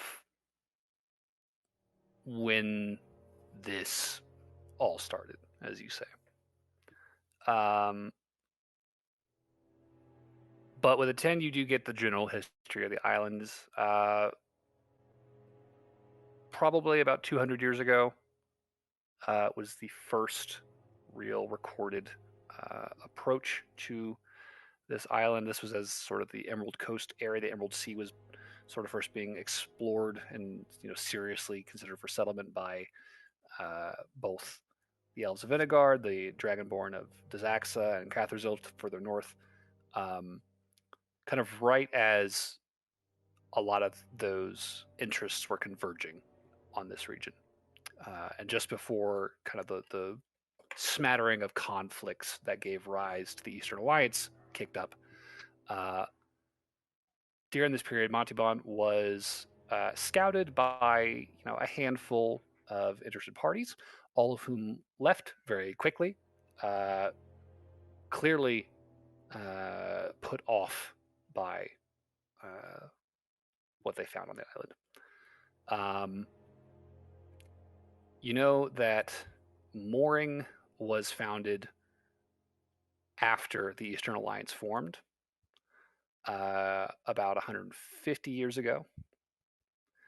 And after that, there were a couple of attempts to settle the island's interior. One was the Salasio Initiative that happened about 10 years after Mooring was founded. The other was the Muiti Caravan. Both of them were sort of spearheaded by these wealthy entrepreneurs from the mainland who were looking to kind of get in there and see what kind of resources the island had to exploit and make some money, get a company town started, like similar motives. Both groups went into the forest and never came back, and those are the only 2 attempts on record of any attempts to further settle the island beyond Mooring. Okay. And I guess you would also see that the only reason that Mooring was able to be founded, as you already heard from the Sister Lathana at the temple, Mooring was selected as the site of a planar anchor, a redundant anchor for Miga, one of the older goddesses of the pantheon, and so Mooring was just kind of built around that anchor.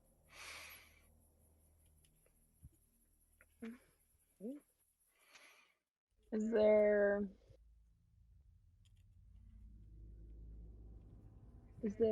anything about like the two expeditions specifically, or is it just like they never came back?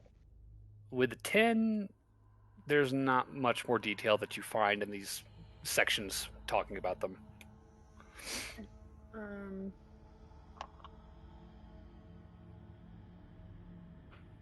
Well, if I'm looking like specifically for those two things and not just like the broad one, can I reroll or?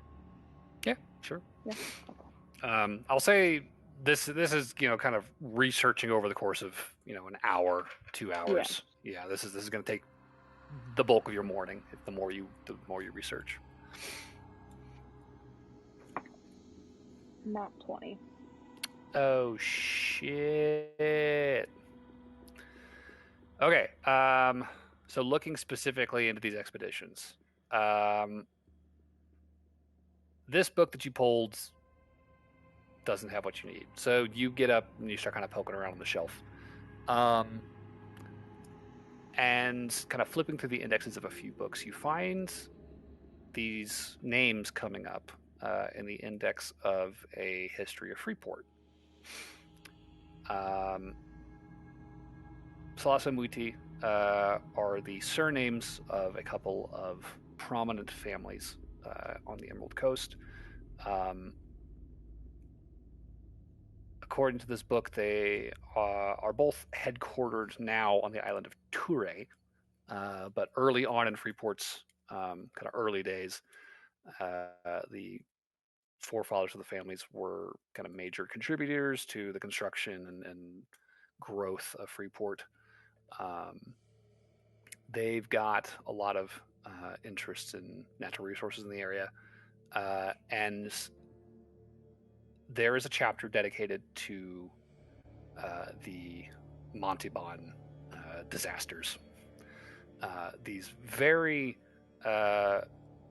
thoroughly prepared plans to settle, like probably 100 wagons, tons of people, tons of timber and building materials and tools and food and all this, all shipped out, in this mile-long caravan train out into the woods, hoping to build a town somewhere in the mountains, and they never came back.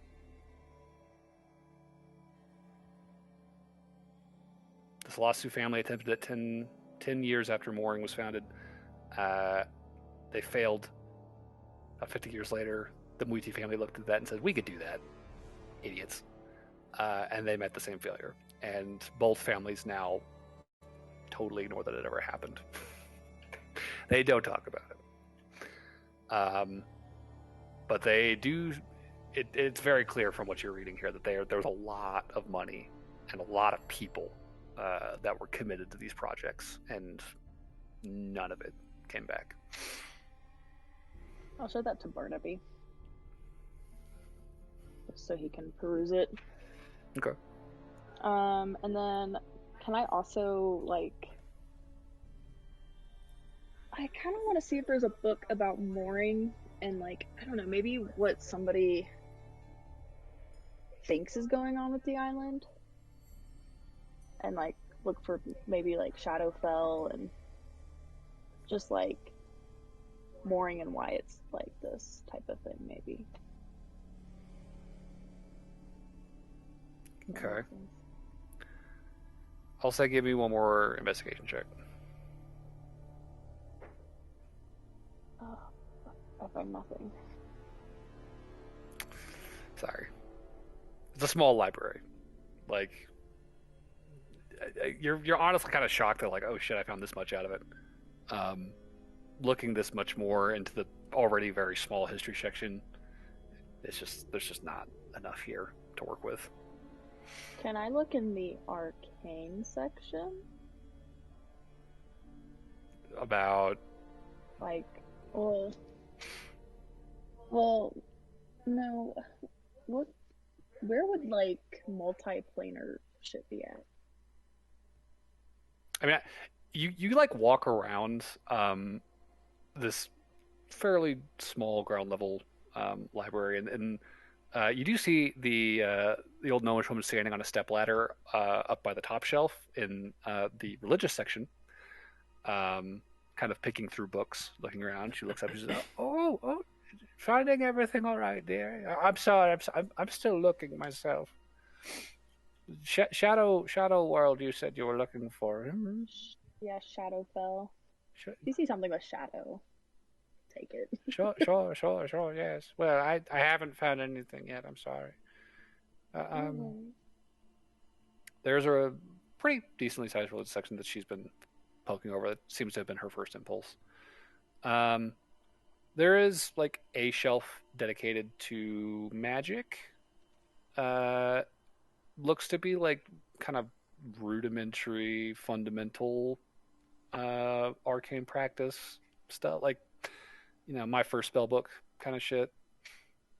Can I go back to like the religion? I'm gonna look for an area where it's like demons, where it talks about demons and maybe their world. Give me another investigation check. Barnaby, by the way, what are you doing through all this? Would like to.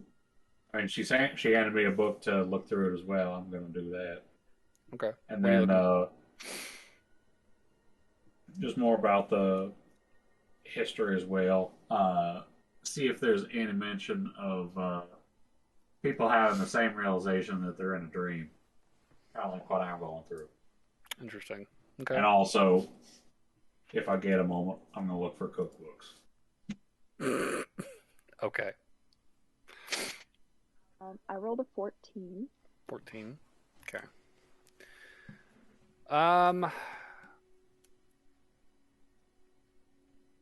Two things jump out to you as potential leads on demons. One, religious section, good place to start. Additionally, any historical accounts of the incursions strike you as good places to look. Unfortunately, with a 14, you're not really finding a ton of sources that are giving you like a lot of meat about demon stuff. In the incursion one, can I look for anything referencing to mooring? Yeah, the accounts of the incursions in the history section you find, which Lauren would know this, the seventh incursion, the most recent one, did take place in the Emerald Isles, starting in Landor, in Holborn, the city, and kind of spreading kind of up and down the island chains. Thankfully, the incursion never got to the mainland, but there was fighting off the coast of Mooring that you see mentioned. There is a single passage that kind of mentions Mooring, more or less in passing, in reference to a small flotilla of demonic ships that were engaged with and forced to crash into the ocean north of the island. But this would have happened about 50 years ago.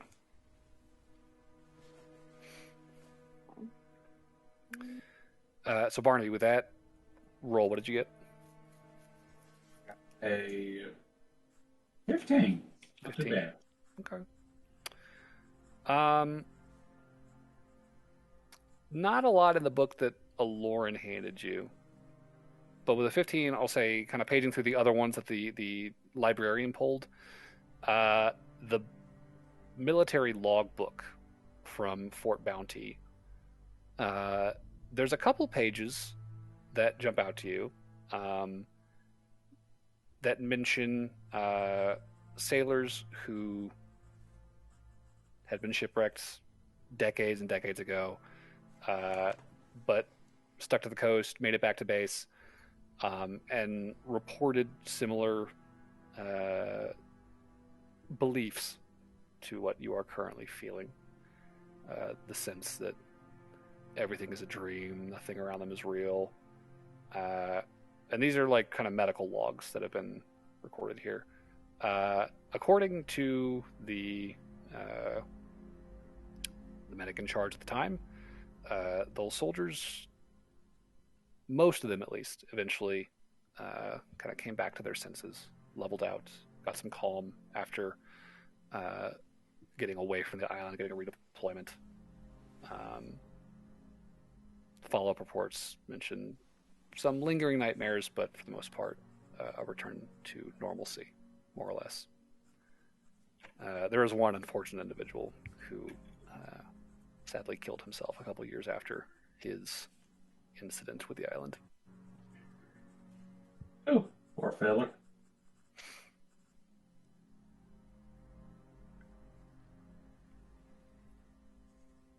Oh, wait a minute. Did he just figure out how to get back to his dream? Was or he get married back out to of the Leonardo dream real DiCaprio? quick?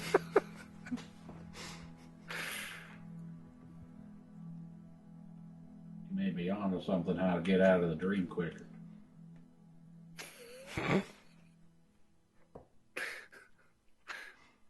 Most of them got back to normal life, except for one guy. He's got the right idea. Oh, he ain't around no more, so clearly he got out. I mean, clearly he's dead. But Or so okay, you fine. think.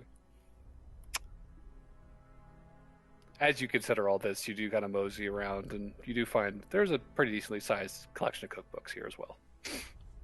Oh, cookbooks.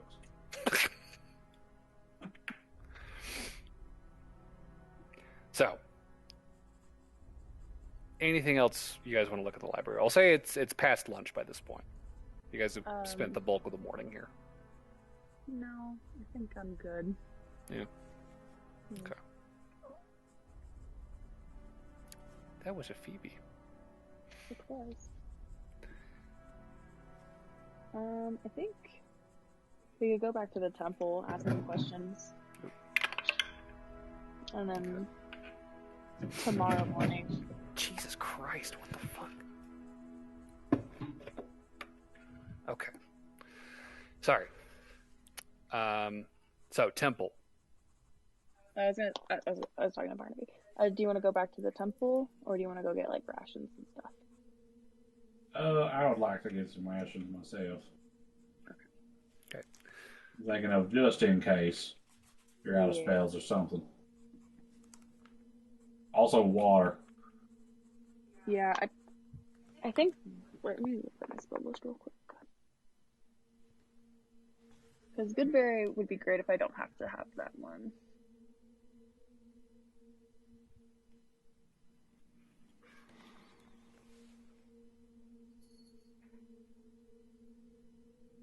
There's ample rations. General stores, well stocked. How many would you like? I'm gonna buy probably an obscene amount. Fair. Well, Yeah, I just don't probably know do the same. what Noelle and everybody else, like what their That's fair. rations are gonna look like. So I'd That's rather fair. just really stock up. Well, rations are half a gold. Additionally, do you guys want to get water skins?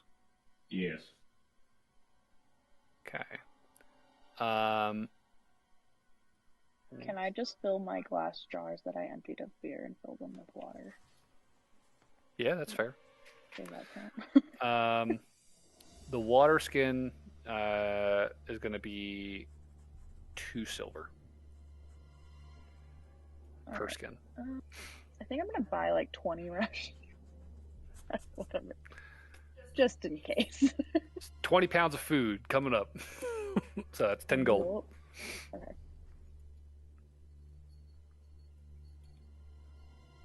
I'll get a little less. I'll get 16 Okay. rations. 8 gold. Yes. And then I'll probably get. You want to split the water skins just in case? 4 total? Um, I think I have like literally 10 jars of water. I think I'll be okay. Like, What if you fall on them in the break?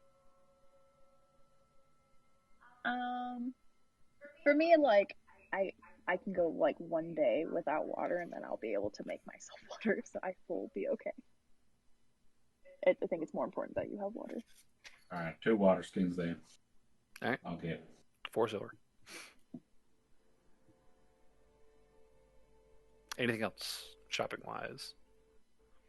No, I'll just go ahead and buy the 2 water skins. All right, 4 silver. I'll just do it. Because what if other people need I think I will also get some food spices, bunch of that.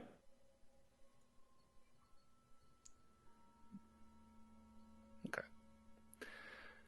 So, supplies acquired. We'll say spices are a gold for a full complement. Give me 2. It's a lot of spice. Spice of life. Actually, how much is spice now that I'm thinking about it? Trade goods. Okay, a pound of saffron is 15 gold. A pound of salt is 5 copper. Much different. Somewhere in there, you get a decent variety. So the temple, you wanted to head back. It's probably like 1 o'clock-ish at this point. You head inside, finds Miss Sister Lafana was her name. Still in attendance. She seems to just kind of be busying herself, kind of cleaning up, sweeping around. She'll see you kind of coming into the main halls. When you're back, glad you decided against heading back into the island. Yeah. Oh, That's no. what we decided. Oh, no.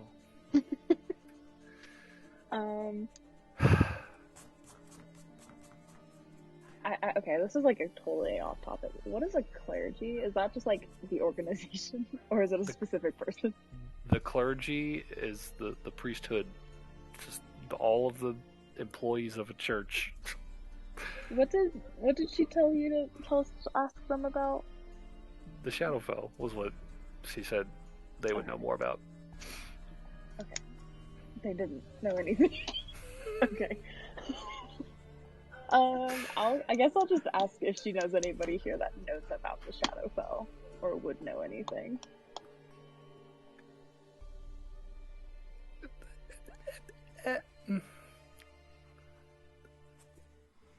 There might be some mention of it in the temple's archive.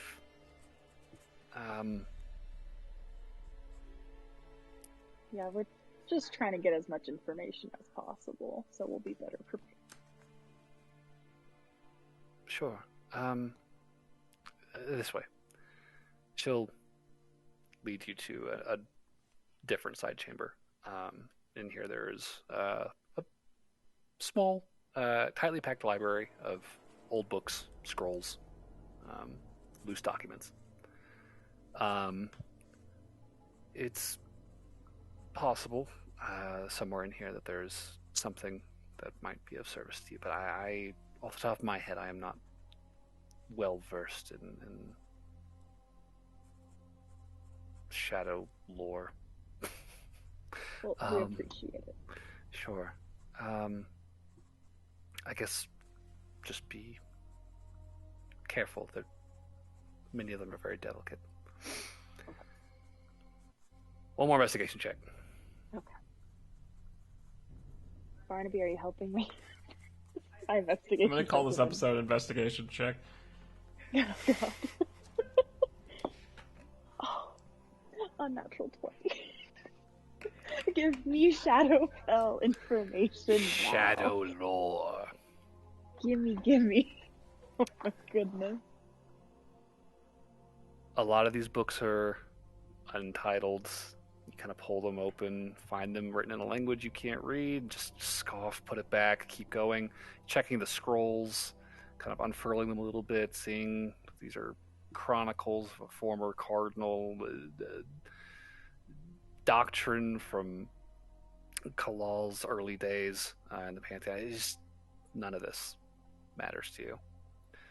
And then you see it in a corner on a top shelf, kind of wedged between the surrounding scrolls. There is one roll of vellum, dark colored, with a very ominous black stained wooden dowel running through it. Kind of squint up at it, and like the end of it is a little skull carved into it. And you're just like, that's gotta be the damn thing. You pull the scroll out. You unfurl it. It is written in Celestial, which, pointing it out to the sister, she recognizes and is able to read if you do not speak it. I do not speak. Okay. So, together, her assistants. Can I take out a book and I'm gonna write it down? Yeah, totally. I have like a little journal. I'm gonna write all this information down. Totally fine.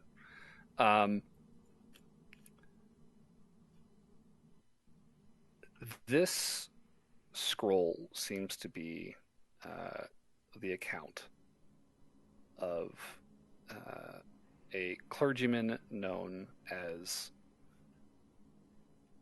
Let me grab a name. Joe. Father Miraneros.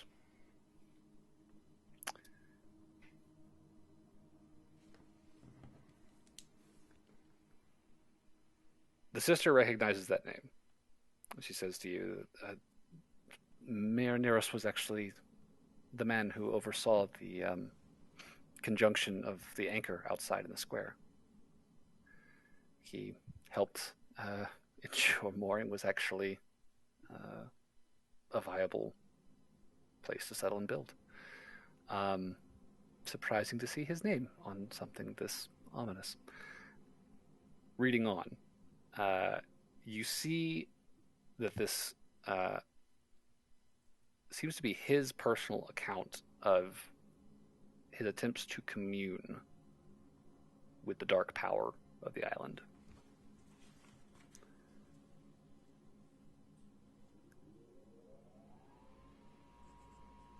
He records encountering, in the course of this exercise, a powerful, hungry presence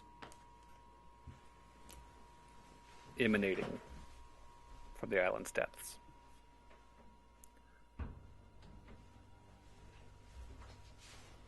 Him being a very practiced senior member of the conclave, was careful in his exchange with this entity. But he was able to discover that this thing, old beyond reckoning, had been on the island for millennia.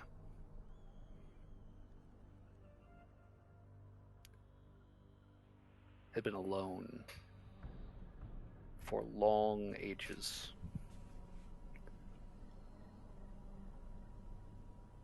And by its own account, for a long time, had been quite mad with hunger.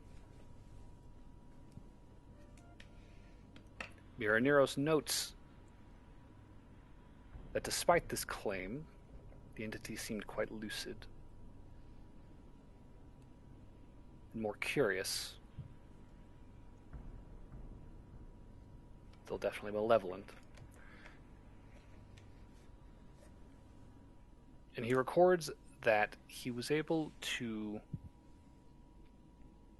glean a little bit about the creature's nature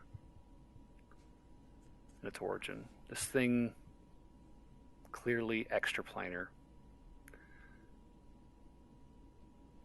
having been on this island for so long,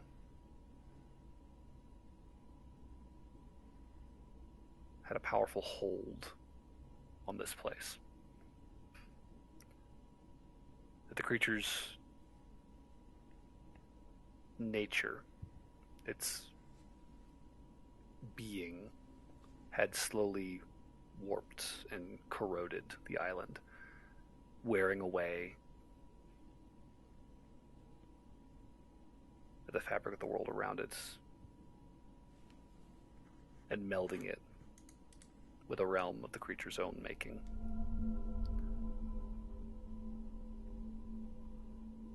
This creature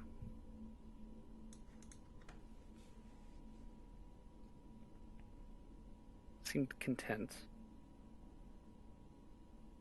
with its island realm. Though Marineros does note towards the end of this record his attempts to commune with the creature after forming the planar anchor outside did not go nearly as well. It was much more hostile, and he was forced to break off the connection much sooner.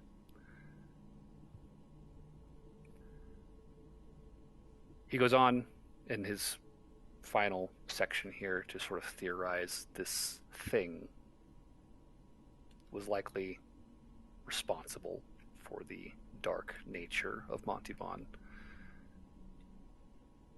was likely the thing preying upon the people who had traveled inland.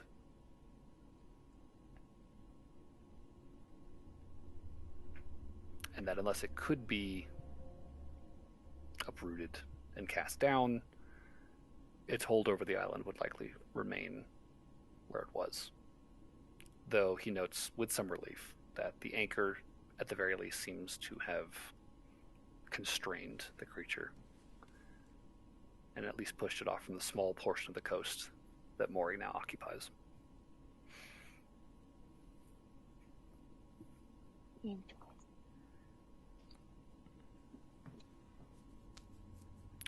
So how do you get rid of an extra planar being? Any books on that?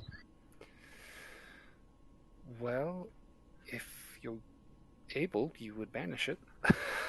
But that is very powerful magic, which I am not versed in. That is somewhat beyond me as of right now. I imagine Father Marineros might have been capable of the feat, but I would assume he deemed it too dangerous considering the creature. This thing is still out there somewhere.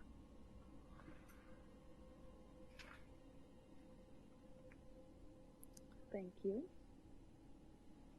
I won't lie to you, this makes me even more nervous about you leaving. Not great. Doesn't make me feel warm and fuzzy inside.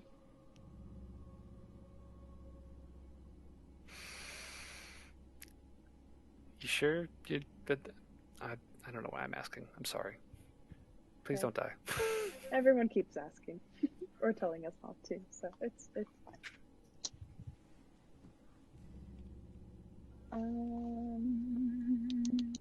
Okay. So Barnaby, we got a good old extra planar being to deal with. That'll be fun, right? No, not Sure, fun. that will be fine. Oh, okay, cool. What is... You know what this ingredient is? Time. I've never heard of it. Time? Yes. Of course, It's Barnaby would be timeless. It's an herb.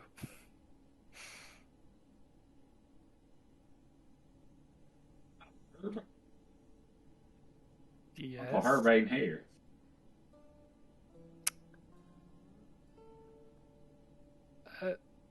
Barnaby, what? Is your friend okay? Spices? What are you talking? We were talking about an extra planar being that created the shadow realm here. You just brought up time. Yeah, I'm reading this cookbook. Oh, got it. Okay. Good Yeah, call. let's kill that interdimensional whatever. Could be either, right? I'm gonna hand him my notes and be like, please read this. And then you can go back to your cookbook. Well, before I do, does it say anywhere that he's allergic to time? That'd be real easy. Nope. Unfortunately not. Hmm. Oh, while we were at the store, could I have bought more booze? Forgot. Yeah, that's fine. More booze.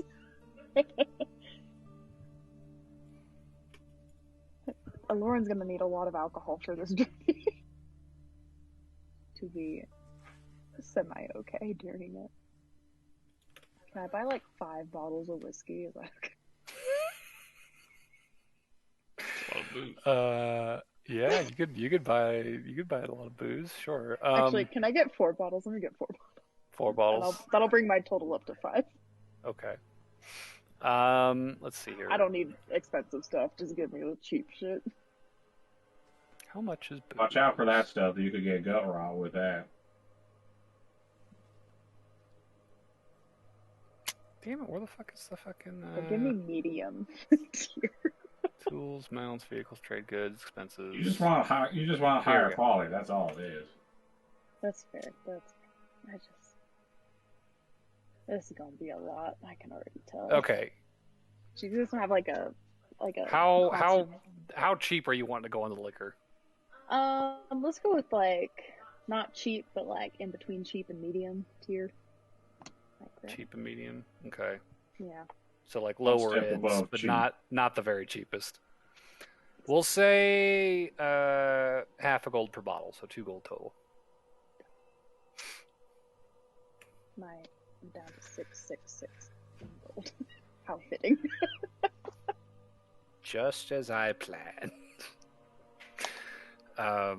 So, having gleaned all this information today, it is about mid-afternoon. What are you and Barnaby doing? What do you want to do, Barnaby? I don't know if there's much more information we can really get. I might try to like send a message to Gerald. Okay. And see if he knows how to get rid of an extraplanar being that created a shadow realm. You wanna message him then? Yeah, I'll message him. All right. What do you say? All right. Hi. It's me. Do you know how to banish an extraplanar being from an island that created the Shadow Realm? Thanks. Anything would help. Okay. That's it. All right. So, the response that comes, Is You can please hear- God, don't do that. you can hear the concern in his voice. That's banishment is big magic. Yeah. Kind of got to be close to it. Don't think you're up to that, but killing also works. Just be careful. Okay? I can't respond. This gets worse every time you contact me. I know it does. Meanwhile, back at the Presidium, you ring him and he's like, well... Just fucking throws another one back every time.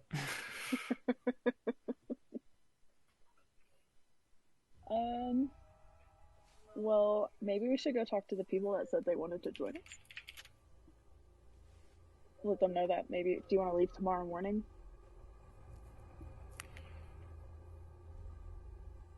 Because I think Noel said that they're by a ship. And And you said you found a ship in the woods, and we kind of made that marker. So maybe we can get to that marker and head into the woods at that place and try to find the ship.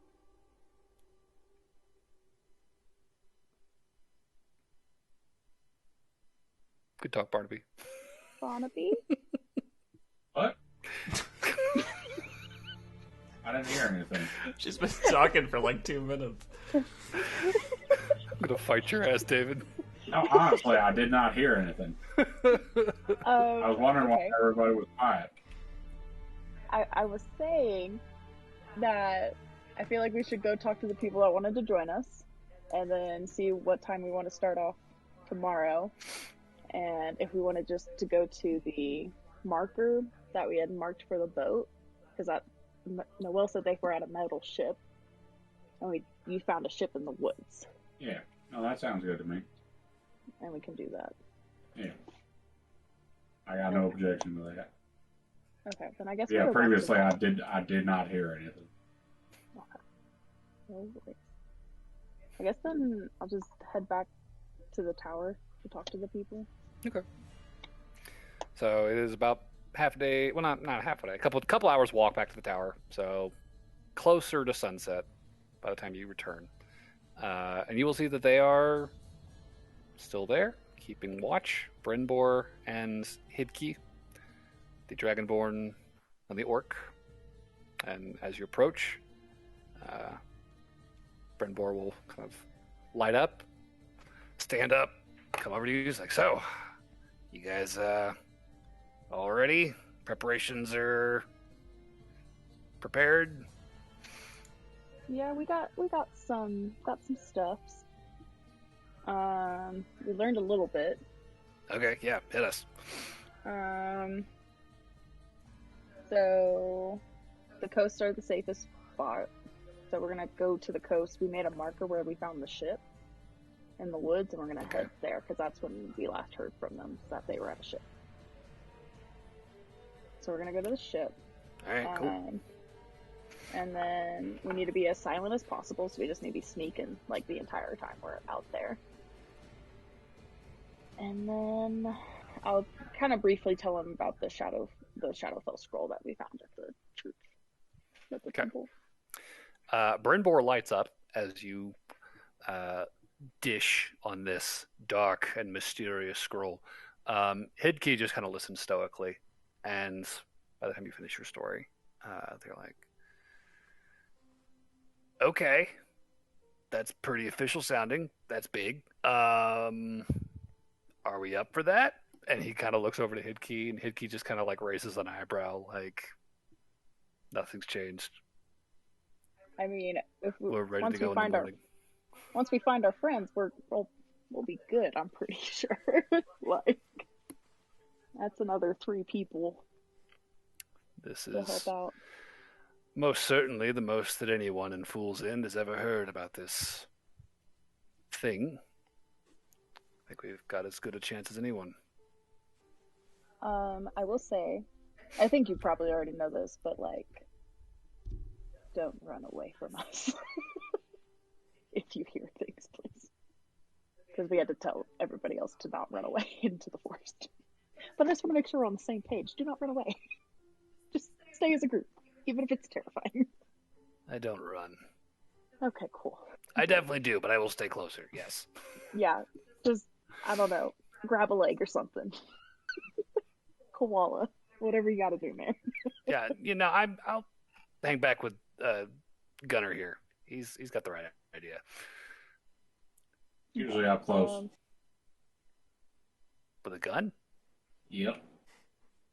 Why? You don't. Chance you'll miss.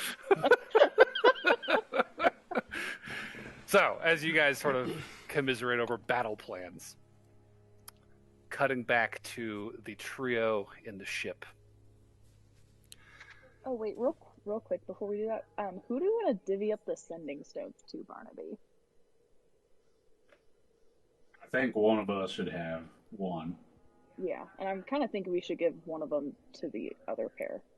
I'd agree with that. Just that they have a way to communicate with us if something happens. because I don't want to like drag them with us and then get them killed. I would agree with that. Okay.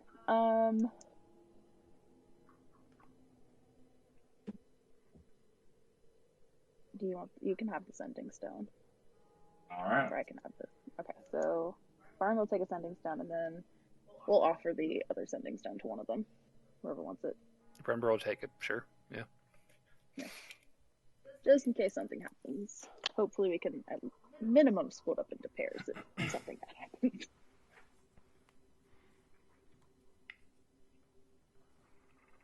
Okay. So Brenbor's got a sending stone. And Barnaby's got the other one. Yeah. So, trio on the ship. Cutting back a few hours here. It's probably about noonish. You guys have been puzzling over the texts you've assembled. John's doing his best to make sense of this machine. Okay. Noelle's hair is just like crazy at this point. I've got an idea. Everyone's just sweaty and fucking matted. I have an idea. This might work. If we are fortunate. Burberry, can you speak with Dead one more time today? Let's see, that's a 3rd level spell. Unfortunately, I don't believe so. Alright, when we woke up, you said you could. So. Well, no. So, like, I did it on the engineer, and that's what I slept to do it on. And I have 2 level 3 spells, but I have like my character sheet says 0. So Well, I don't know if I used another. I didn't create food and water today, did I? I'm pretty confident you didn't use another 3rd level spell today. All right, then yes, I do have it. Okay. Oh, no, I don't. No, I used the other one for protection from energy so I wouldn't get electrocuted. Well. Sorry. How long has it been since we long rested? Like, Yeah, 5 hours, yeah, maybe? it's like noon. Well, I mean, we're not going anywhere. I figure if you can do it tomorrow, we could try this plan then. I figure... Well, and I don't believe that I could do it on the same guy. That's fine. We've got plenty of zombies to choose from here. So now we got to figure out exactly what we're going to ask so that we can get the most concrete information. Well, I was The thinking... dead would work on the undead. Huh? Oh, sorry. No, completely unrelated. It's an interesting idea. Well, right, I'm thinking... What? Wait, what idea are you thinking of? Oh, no, it really is not related or conducive to any progress. Okay. All I'm thinking is, if we are fortunate enough to find another corpse that can speak primordial and whatever this language is that we are puzzling over, we could... I think there's a series of 5 questions we could use to give you a crash course, Burberry. I've been kind of thinking about this for a little bit. We have 10 minutes, you said, right? I think if we ask the 10 good questions here, or sorry, 5 good questions, we could get the basic understanding of this language. Well, as long as we don't waste one on, can you teach me how to speak whatever you speak? Because the answer would be yes, and then he wouldn't actually need to tell me. We will have to be careful. I would start puzzling together a alphabet of sorts. Now, or with the speak with that question? Right now. That would be a project. So we have the labels that are pretty much identical, so we can tell, like, this word is this word in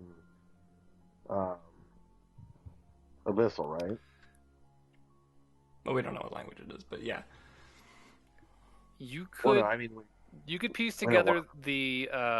You do, like, you know what labels came from where. So, like, you've got the label that went over the galley. Yeah. So we have a tiny got, sliver of information. You got the labels that went over crew quarters.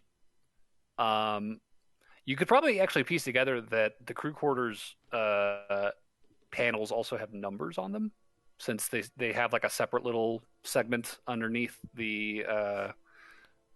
I feel like I would have pieced together numbers from just the page information. numbers on the book, but yeah. Oh well, they actually use letters for their now. They write out the page numbers. Page one. No, yeah, you've definitely got a decent amount of information to work with there. I'll say. It really doesn't even need to check. You're really just copying symbols. Yeah, so, I would just copy all the symbols I can find. You just got a list of every symbol in this written language, whatever it is. I mean, we can also look. Plus, you've got the manual, which you can. I was going to say we can look through the manual for any missing symbols. Yeah, we've got plenty of. I mean, we've got time. We have this manual. If we can get a basic understanding of how these sentences are structured and what these letters mean, we might be able to start doing some kind of translating. We don't have to fix the entire ship if we can just translate a few of these pages.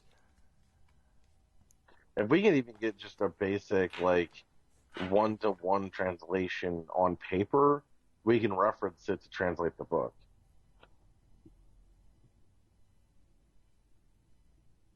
Even if it's not like a perfect grammatically correct translation. That's where my head's at least. I think that's our best bet for... Well, I'd certainly be game. Okay. Only we had something that could... a spell that would let us read foreign languages. Yeah. We should probably go... We don't probably want to bring them all the way down here, but I think the captain's corpse would maybe be the best chance we have. Someone who's the captain. Well, I, if we're going to take a long rest between the next one, I'd rather not have the captain around us around our rest time. Right, I'm thinking maybe just bring them to the floor above, put a box on them or something. I just don't want them to get, like, scavenged by some weird shadow vulture. If they're just sitting on the deck. You can take care of it. I think I'm going to beat my head against the wall for a little bit longer.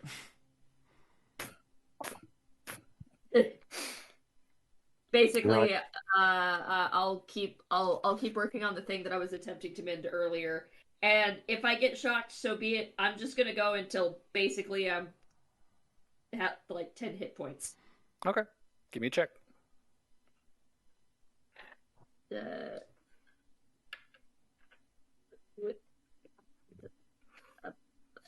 20?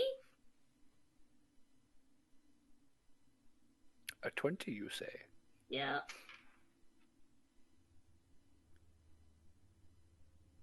You know,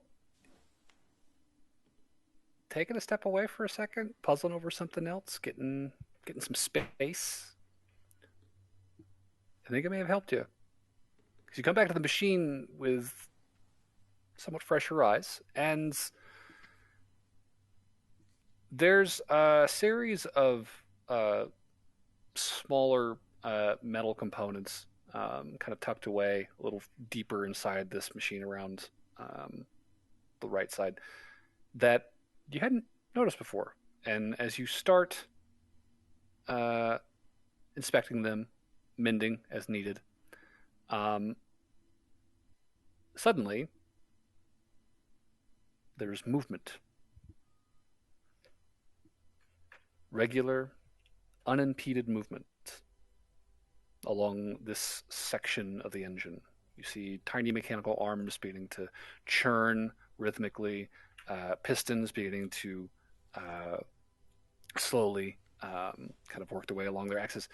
And there is life. Mechanical life, but life in the engine. And taking a step back, you can see that there is now torque being applied to the arms, the actuators holding the rings. It's still not turning as you needed it to. but there is at least force now being generated. The circuit, the mechanical circuit here has been completed to some extent. It's just whatever other damage is in this engine that's sort of impeding the natural movement needs to be addressed now. That is another success. Oh. Well, whatever you just did, Burberry, worked. Oh, thank her fast. Okay.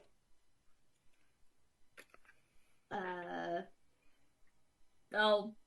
Okay, so does this portion complete? That is 2 successes so far. So, yeah, you are underway to getting this thing working again. Still not sure how much work you need to do left, but 2 successes, 30 fails. On our way. Okay, so what is getting in the way of this final thing moving the way it's supposed to? Well, you've more or less repaired as much as you can in this outer layer of the engine. You know that there are kind of 2 deeper layers of machinery buried further inside. Presumably, it's something in one of those 2 layers. But at present, you don't have a good vantage point since the outer layer is still fully encasing it. Plus, the shell of the engine is still all intact except for the one panel that's been torn off. Well, I'm assuming there has to be some way to access this thing. Or else I just need to tear it off. John just fucking punches a hole in the engine. All right, you can see all the way through. What's broken? Is there a way to like pop the panel off, or is there like a fastening mechanism of some kind? We have tools. We also have the panel that's been taken off. I assume we could see if it's fastened some way on there. Yeah, I mean, you can see that there are fastening mechanisms like screws and latches that affix the removed panel to the machine. Presumably, those are present on the other panels as well. Additionally, you could continue to inspect the internal machinery to see if there's any way to sort of like displace it to gain access to the interior of the machine. I'd rather find another panel that has access to the interior, because I'm going to assume that they don't disassemble the front parts every time they need to work on the back parts, and also I just finished fixing it. I really don't want to accidentally mess it up again. Fair enough. I'll say give me trying to take off the exterior panels.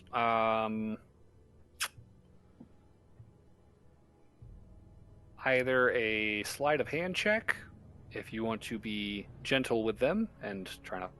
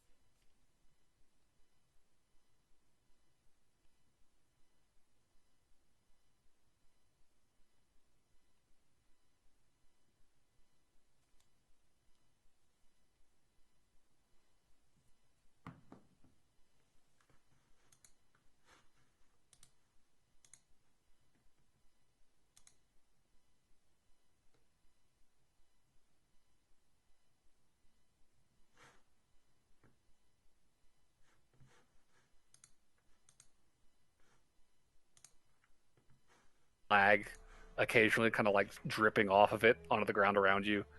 But you pry off that panel back there, and you can see that there is a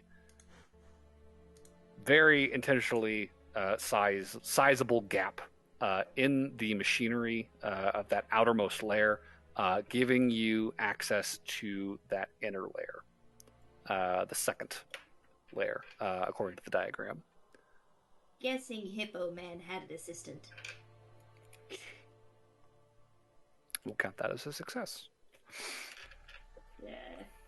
Alright, well, we'll go try and find where there's issues and fix it, I suppose. All right. So give me an investigation check.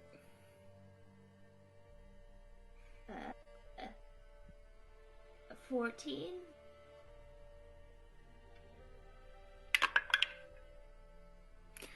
Berber, you weren't wearing your gloves when you reached out to touch the machine, and zap! You take 4 lightning damage. Alright. I'm That was going to not start enough. liking this if you're not careful. Oh, Berber. So, that was a failure. Okay. Do you want to proceed with your investigation, or change tack? We'll change, because I'm probably just gonna keep doing what has been working for me. Sure. Ish. Of just mending the things that look like they should be together and or not ripped, torn, etc. Okay. So like when I get zapped by something, I know that there's a problem nearby. Fair. Okay. At least I assume as much. I'll say, just on a cursory glance, the interior here, the machinery, the machine parts all seem to be in markedly better condition than the outermost layer of machine parts.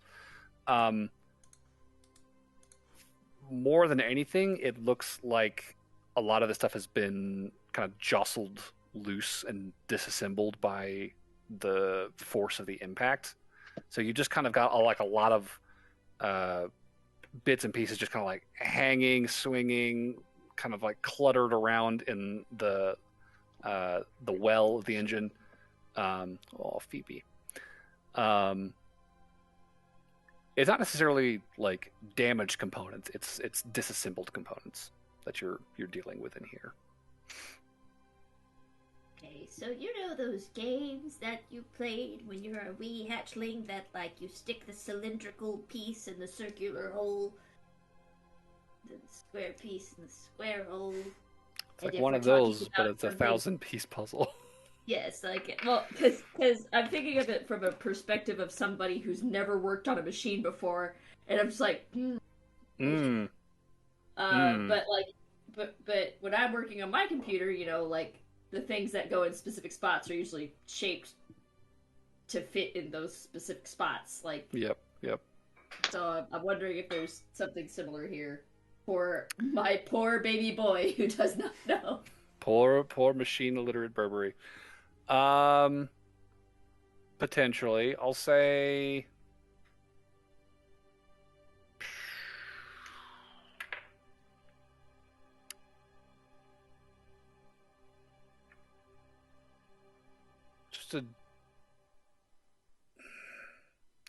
I keep feeling like these have to be investigation checks. I don't know what else to call them.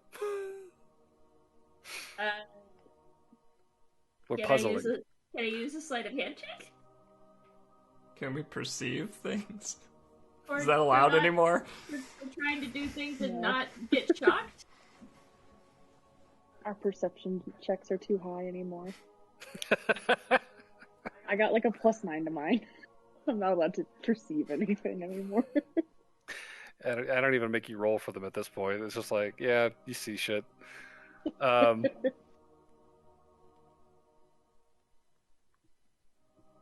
Okay. If we want to do perception, you're just trying to match shapes and pieces to the like, I guess. Go ahead and make it a perception check. Okay. And since I'm living my life in here, I'm gonna give myself an enhanced ability. Fair. Just I'll give myself what was it? Owl's wisdom. It's wisdom. Okay. Oop, and I'm gonna throw dice off my desk. That's Both. God damn it. Okay. Oh, cat. It's fine. No, it's fine. It's fine. We're fine. We're fine. I mean, it's not a success, but it's not a horrible failure, so. What's the number? 14? 14. Okay. So Berber being diligent, you were really focusing on making sense of each piece that you're kind of picking up and trying to figure out where it fits. Being very careful not to touch any of those wires that are in contact with metal. So intense is your focus, we'll say then. That's... You sort of forget about where you're standing. And suddenly a red hot drip of slag drops down from the glaive that is currently conducting the bulk of the crystal's energy. You will take 2 fire damage as this hot spark falls down the neck of your robe, down your back. Oh, God. Totally throws you off. Like, you lose total focus. You, like, drop all the shit on the ground. Like, ah, damn it. Gotta pick everything back up. But I maintain concentration. That's good. That's good. Yeah, that was only 2 damage, so. Yes, but it was damage. Okay.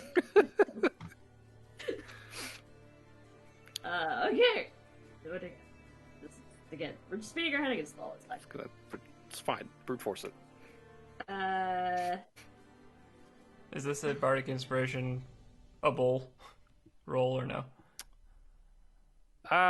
This is a lot of pieces. I would say this is a longer process than bardic inspiration. Could I assist?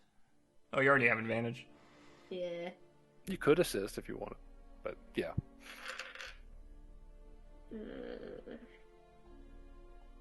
Okay, just. Am I just gunning for 20s? Is that what's gonna happen? Is that what's happening? Maybe. I mean, I failed on a 19. I succeeded on a 20, so I'm assuming that I'm just gunning for 20s at this point. All right, yeah, it's a 20. Okay, so not quite, unless I can use insight for this. But wait, could this be an insight thing? This is. Could this be an insight thing? This is not really like an intent thing you described. You're trying to fit pieces that look similar together, right? I know. But what was the intent of the design? Yeah. I don't know. That's a separate roll. Damn it! You said you're doing the same thing. So what's the perception check? An 18. 18. Okay. I mean, you're being careful of the molten slag occasionally kind of dripping off the glaive at this point, but you're pretty sure these fit together. Yeah, I better try again. It's just every time you insert something, it's like you're missing a piece for another portion of this machine. It's like, oh, now I got to go back and find where I stuck that thing, pull it out, and then find out what's supposed to go there. And it's just it's a lot. It's a complicated, messy, complicated machine. Okay, but just so I can save myself some time. Mm-hmm.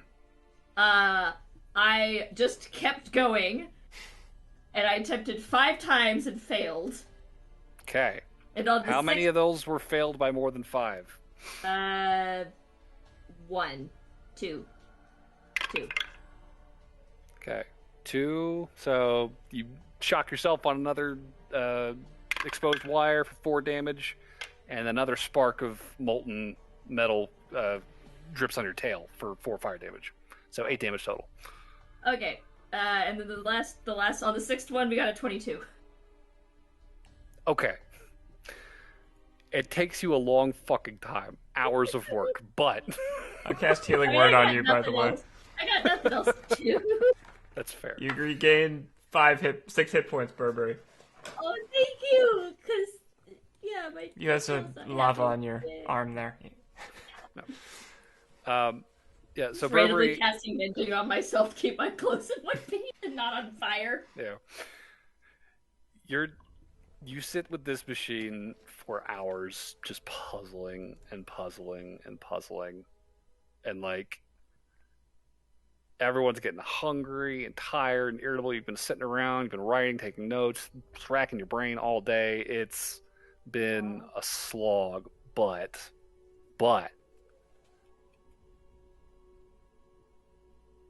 you fit the last segment of this second layer into place, and flicking a switch that you found earlier and repaired, you watch as the second layer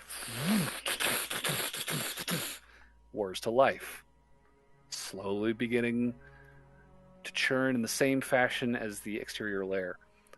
All that remains, as far as you can tell, is whatever damage and disrepair exists on the innermost layer of this machine. That is 4 successes. Oh, you know what it was? A bird flew in here. There's a skeleton.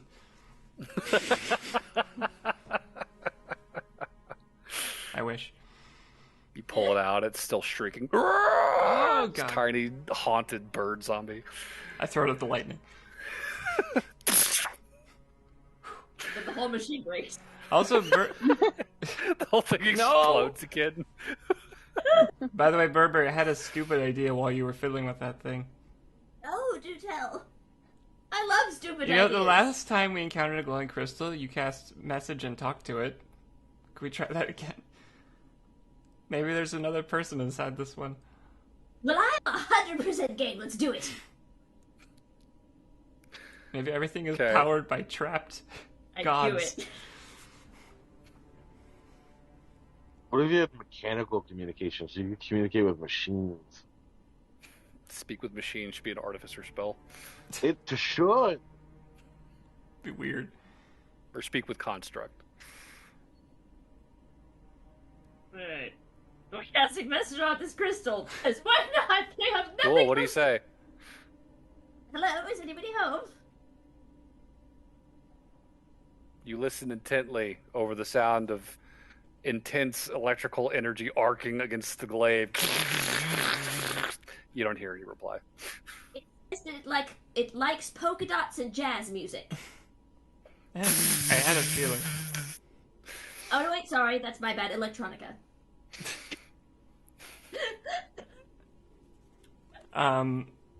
Well, I'm very impressed, Burberry. You seem to actually know what you're doing, or at least Oh, I have no idea. you're the only person who's been successful doing any of this. Which is You just kind of stick things in holes until they fit, and then they fit, and then you move on to the next hole. It's really like a giant. it's good life puzzle. advice. That's all what the it same, all the same color. I was refraining from saying that, dang it. Okay, so what's left on this thing? It looks like most of it's moving again. Well, next is finding the panel for the innermost layer, which I imagine is next to the panel, or after the There's only so panel. many panels. 3. I'm assuming there's 3 panels. I'm looking for the 3rd panel. This innermost panel. Or is it at the end of this weird interior corridor that I seem to have found myself in?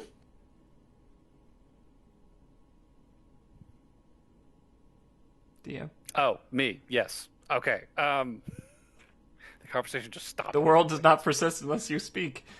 I'm sorry. So, there is one remaining panel on your right, left of the entryway. That I'm side of assuming the I engine. found it Yeah, with that natural 20 of earlier. yeah. Dislodge it, same as the other ones. And there is a gap in that second layer as well that would allow you to access the innermost layer. Alright, in we go. Let's see how much pain I'm in for. So this segment, you can see, is very different sort of array of components compared to the first two. Rather than a very intricate machine with all these moving parts and wires, you are looking at some sort of canister. There is sort of a chromed exterior to this. There is a sizable breach in the side. And you can see inside of it this arcing purple electric energy kind of jumping around inside the canister, seeming to span from top to bottom, and then arcing through the cap of this component up towards the crystal in a solid like beam that is kind of like gyrating wildly inside the interior of this machine, occasionally kind of like jumping from the crystal to the machine work inside. You can see there's all these scorch marks. Some portions of the interior of the machine have been melted a little bit.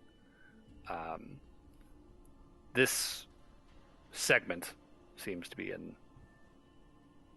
bad shape, and not in the same way as the complicated engine around it.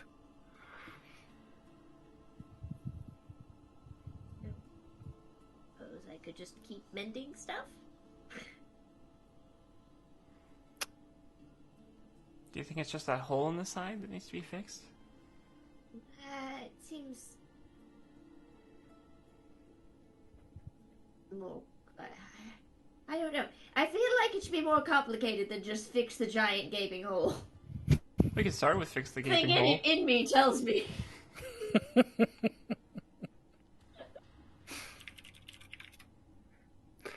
So yeah, Burberry, do you want to try and cast mending on this thing?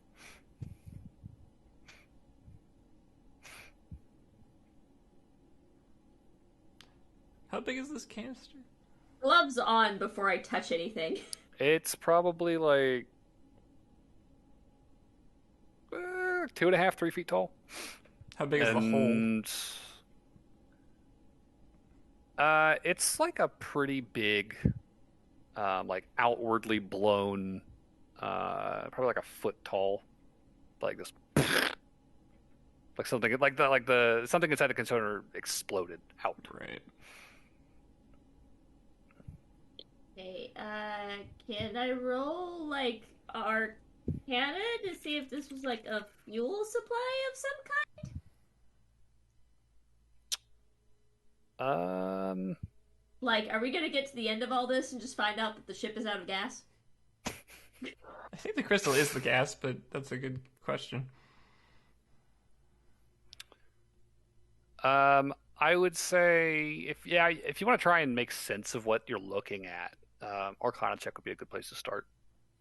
It's not gonna be. This is not gonna be a fix, but this will be. Yeah. Information. No, that's good because that's an unnatural 20. Okay. So what you've seen so far, there's a lot of moving parts on this engine, and this is the only thing that seems to be interfacing directly with the crystal overhead. You have pretty correctly deduced at this point. You're pretty confident the crystal is some form of energy source, right? This seems to be the collection unit, if that's the right word or phrase. It's the first thing that comes to mind. This is the point which gathers and disperses the energy of the crystal to the rest of the machinery. The more you look at it, the more sound you seem to feel in that conclusion. And I'd say with a 20, if the inside of that thing exploded outward, there's probably more damage inside, and there is a pretty intense arc of arcane energy still active in the machine inside that canister. All right. I think you would be able to determine with the 20, it could be very dangerous to touch this. All right. Are you ready for a crazy thought? Okay. Can I unplug this before I start working on it? unplug it, like pull the canister out. Like disconnect whatever is causing the energy from the thing to go into. Like it's like unplugging a computer before working on the Is system. there like a pipe that goes to it? Like There is the crystal that is like suspended overhead, and there is a beam of energy, this lightning bolt that is continuously arcing from the crystal down to the canister. Okay, I have an experiment we can Occasionally. try. I don't think this is breaking it. Is there space between the crystal arcing down and the canister? Is there a decent amount of space there? It's like a 3-foot split. Okay. Yeah. Can I find just like let's just say like a hunk of metal? I'll go up to the next floor if I need to. Just something that's wide-ish and flat. Okay. I'm gonna cast Mage Hand and try and just hover it between the two. The arc of lightning down to the canister. So this would be light enough that a mage hand could pick it up? Yeah, I mean, I would find something 9.9 pounds. 9.9 pounds of metal. Yes. And just kind of like try and... Something to capture it just temporarily. Because we did see it attracted to the glaive, so... That is true. The glaive at this point is no longer a glaive. It is like just a stalagmite of like melting fucking metal hanging from the ceiling at this point. We'll go get another glaive if we have to. Just a heads up at this point. It's been going for hours. Here we go. So, let me see.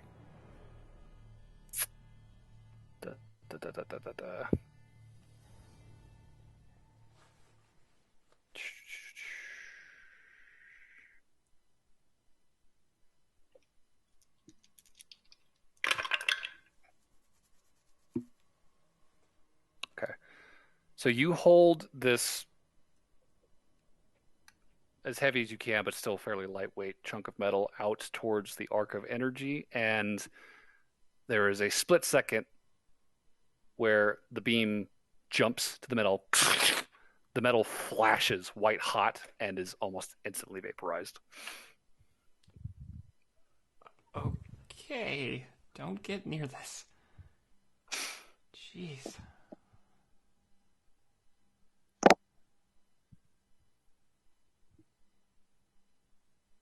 Alright, well, I'm glad I didn't just go right in there. Yeah, me too.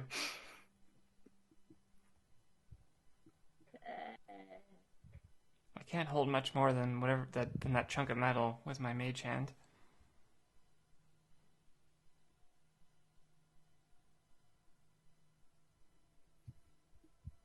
Thinking dumb things like, what would happen if we covered your piece of metal with a rubber glove? The glove is impervious.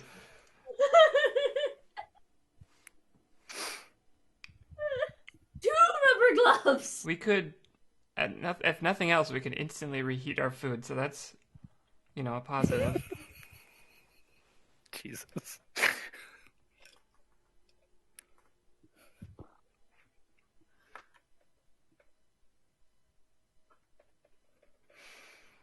I have nothing substantial I could put between us and the canister, and we can't take out the canister? I was a little worried about taking out the canister because I was worried that the lightning would strike whatever was behind the canister. Right. I think we could probably repair this hole, but if there's more problems than that, then we're... Heavy is the canister. It was like 3 feet tall or something, right? Yeah, you don't know how heavy it is. Oh, I think I could guess if it's heavier than 10 pounds. Yeah. Oh, it's definitely heavier than 10 pounds. Something for John to do? Would John like to try and grab this fucking canister and yank it out? If it needs to be, sure. Please rage first.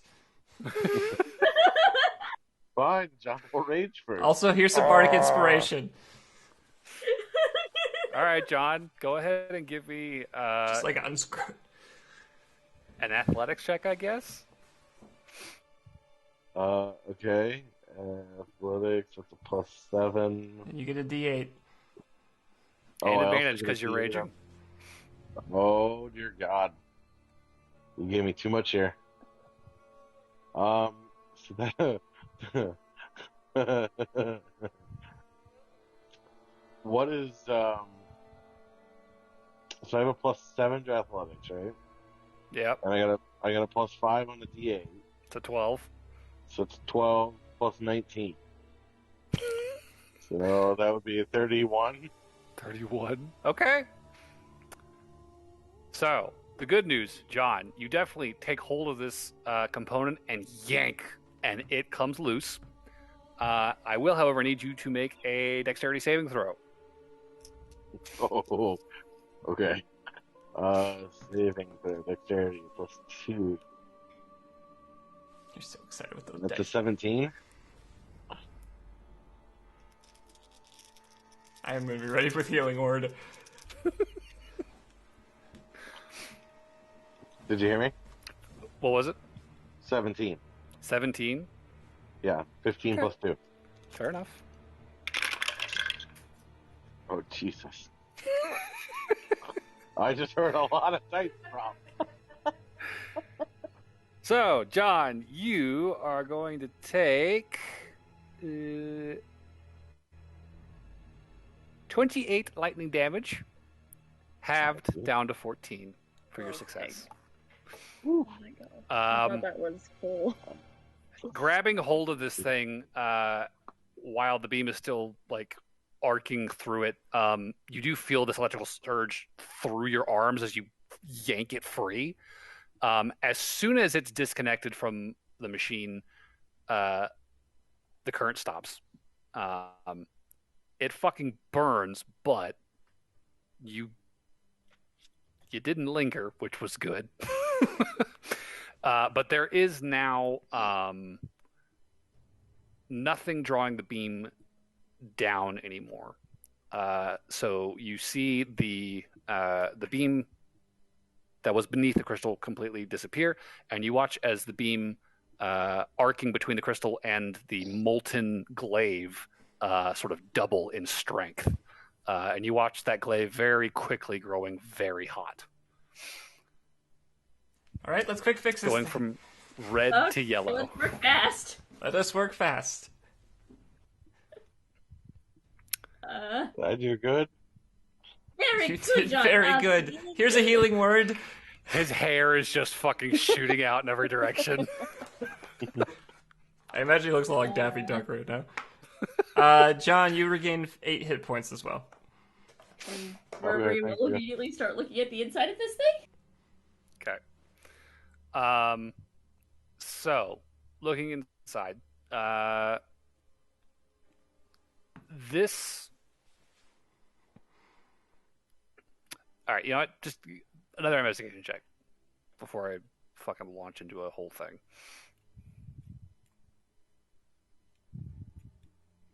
I'm gonna be sad. I'll be real sad. It's a 19. 19. Okay. Oh, yeah, go ahead. The interior of this container contains what appears to be some sort of residue that has long been like charred and discolored and dried by the energy that was arcing through this canister. But kind of rubbing up a few your fingers, it's got kind of like a salty sort of consistency. It crumbles very easily.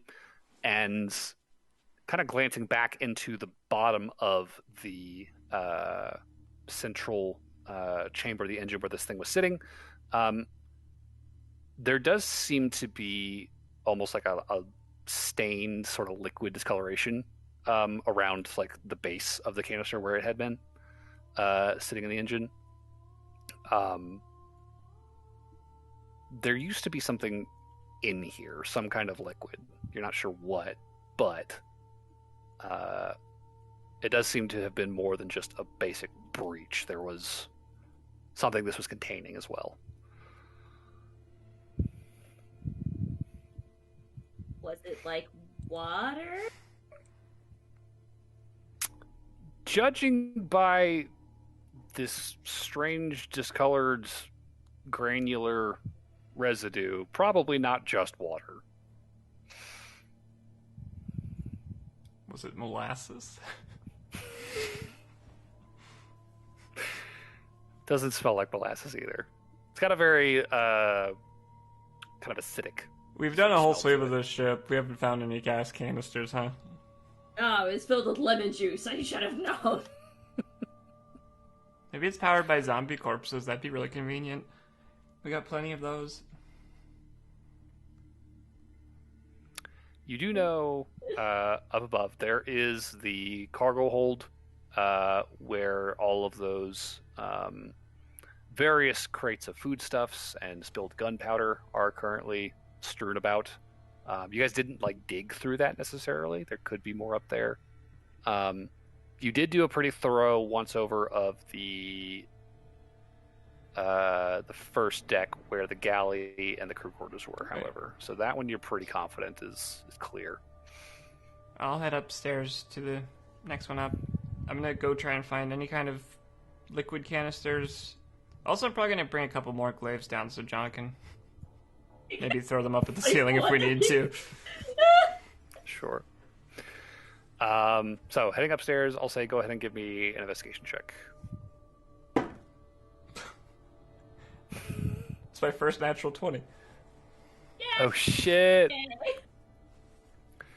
So wading into the mess of the cargo hold, looking around, two things jump out at you. One, behind a pile of crates, towards the nose of the ship, there does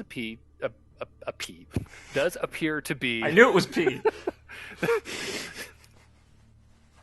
It's not super far. Stop off, inserting your actually. fetishes into this gameplay. You must fill my P battery to reactivate the ship. John's like, hold up here. I knew it smelled weird in here. No, there does appear to be some chambers piled up behind crates of boxes and shit at the front of the ship towards the nose that you did not see on your first pass through here. Dislodging those could potentially give you access. The other thing that you notice while you're up here, and you notice this very quickly as you step into the hold, there is light in this room, very dimly, but there is a light source, a dim, faintly red light source coming from not super far, not as far up towards those canisters. It's pretty close to the middle of the chamber, and sort of an open segment of floor. As you sort of wade over the spilled contents of this room, you can see that there is a faintly growing red hot spot on Oh, the floor. this is right above the crystal, I assume. It's not far. Gotcha. Well, I will step around that. Okay. Just Kinda- and try and get to this room you said that we didn't see before. Yeah. So there's some crates, some gunpowder barrels kind of piled up in this corner. You're able to kind of push them off to the side, where they just kind of in the cloud of dust kicking up kind of the spilled powder in the room. And you're able to open that chamber, and inside there does seem to be a decent amount of maintenance equipment,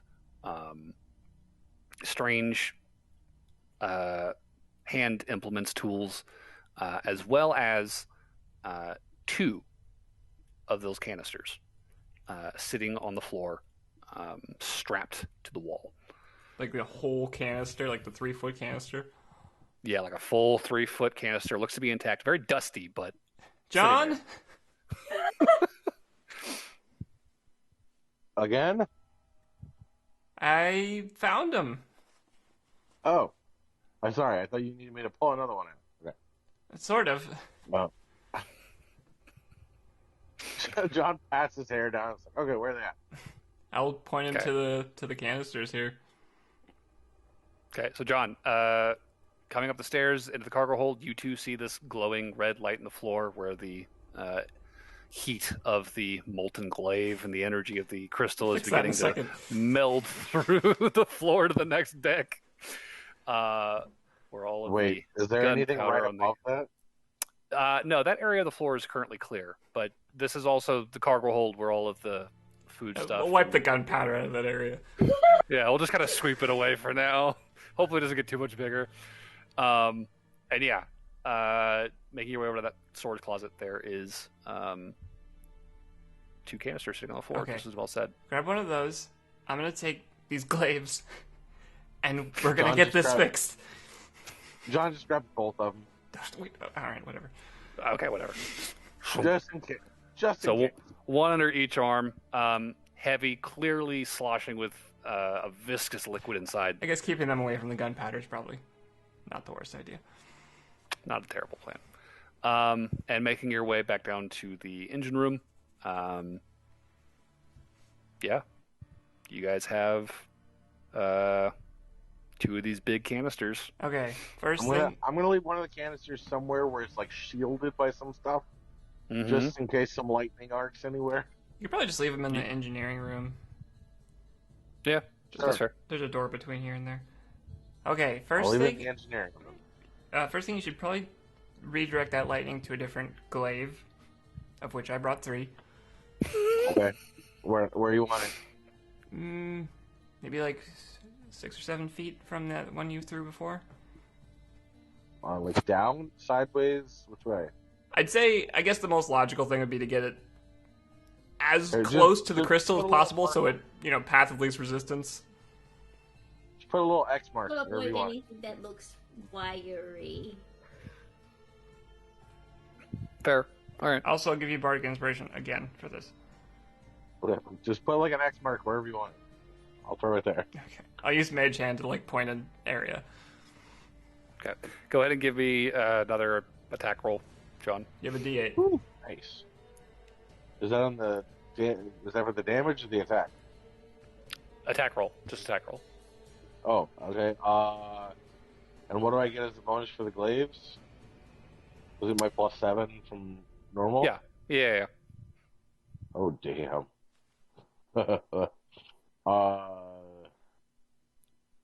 33. To hit? Dope. Yeah. Okay. 19 Yeah. +7 +7. That's definitely going to make it. So another glaive embeds itself in the ceiling, and you watch as lightning begins to arc directly to that one instead of the other molten glaive. To be safe, I'll get the rubber gloves and I'll pull the other one in. It's not Okay. there's no glaive. It's just a molten, slag. Yeah, it's thing. just like a fucking stalagmite of melted metal at this point. But it Be on the works for safe time side, being. I think we should take it out of there. Well, one step at a time. It's also hot as fuck. If you really want to grab it, go for it. Oh, is Son of a there bitch. some way? Could I shatter it with a hand axe or something? Maybe. You could try. Okay. I don't know, or is there a steel pipe somewhere I could just smack it off with? I just There's don't other- want it. I don't want lightning to arc between the two, and switch between the things, and just go to the one that we just put in. It's the only thing I'm worried about. Gotcha. Okay. Yeah. If you want to try and hit it, go ahead and make an attack with whatever you're using. I'll find some random steel pipe somewhere. And just I have smack more it off. glaives. Oh, I'll use the butt of the glaive then. Okay. Okay, and then just okay. So I'm gonna use my inspiration Okay. because I got a 4. Oof. Let's help you That's roll. much better. Okay. That's 22. 22. Okay. Yeah, you're probably gonna hit it. I'll say, give me another deck save as you swat this half liquid fucking drip of red hot metal off the ceiling. 19. Okay. So you will take half of 12, 6 fire damage as you are splattered by a splash of red hot BBs fucking flying off the thing as you strike it. And then it just splats down on the ground and just sits there. This just heap of slowly cooling metal. Okay. I'm gonna use Mage Hand. I'm gonna poke in a little smiley face. We'll have to name it later. As it cools, and the liquid continues to drip, the smile just slowly fucking bends. I say we name him Brownie. No one can be happy here.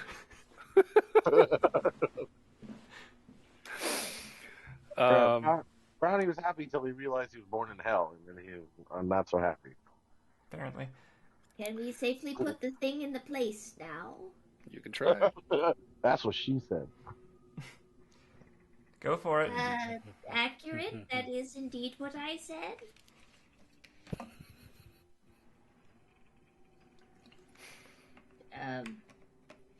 I'll be honest. I have 21 hit points, and I don't have rage. No, I'm saying John, go for it. Oh, okay. Yeah, Burberry, take that heavy-ass battery fine. canister and slap it down in the Just take machine this for us. canister that's half your size and just slap it in the lightning tube. What do you need? Rage isn't really helping at all because it's not doing any damage reduction, so whatever. Put the thing in the spot that you took out the other thing. Okay. Is it gonna go back in, or did I rip it out?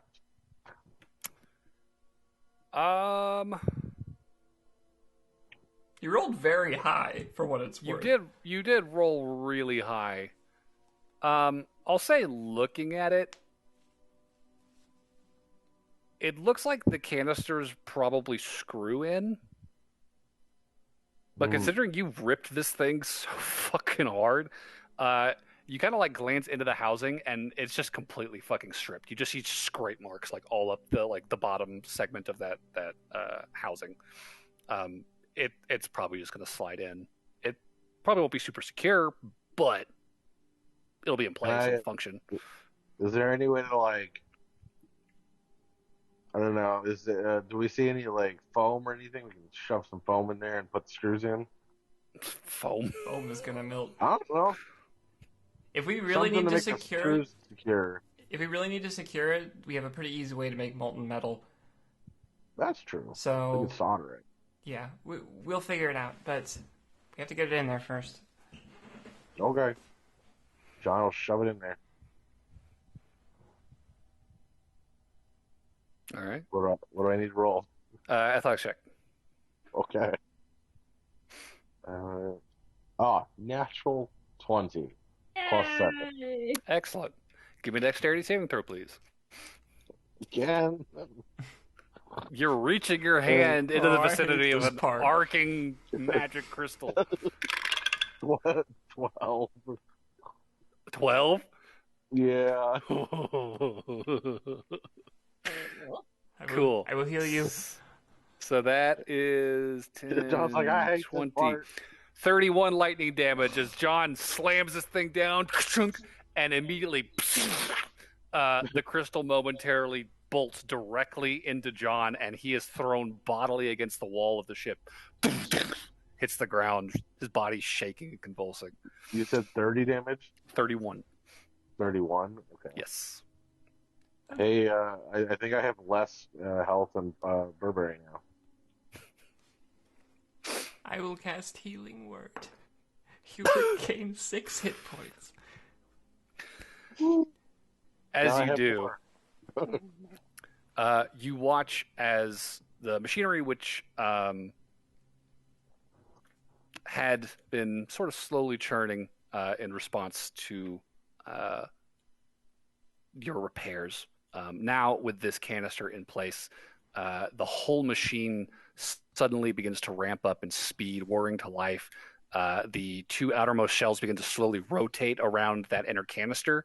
All of the components on these things beginning to move at a frantic pace. And as they do, you see the actuators overhead beginning to slowly rotate those rings faster and faster and faster until finally you have this constantly whirling sphere of metal sort of shifting around the crystal in the center. You can see through the blur these bolts of energy slowly sort of like jumping off the crystal, connecting with the rings as they sort of draw closer to the tips. But for the most part, the energy of the crystal is now focused completely downward into that central canister that you just installed. And as the engine fully powers up with that final success, you see lights around this room on the various panels and control interfaces beginning to shine, blink. You hear whirring and fizzing from within the various machines in the basement of the ship. A few of them sparking, some of them smoking. But there is now life back in this ancient, decrepit ship. Burberry, for the second time in 2 days, I could hug you. I won't, but I could. Thanks, Noel. That's very nice. You may have just saved all of us. Okay, everything's Or working. doomed all of us. The gods have yet. We're already doomed. We can't really get much more doomed than we are. Kind of hit rock bottom. So let's. I got to try going upstairs to the captain's quarters, I guess, if things are functioning. Okay, yeah. So back up to the captain's quarters. Stepping up to the wheel, looking out the viewport into the now night-shrouded forest around you.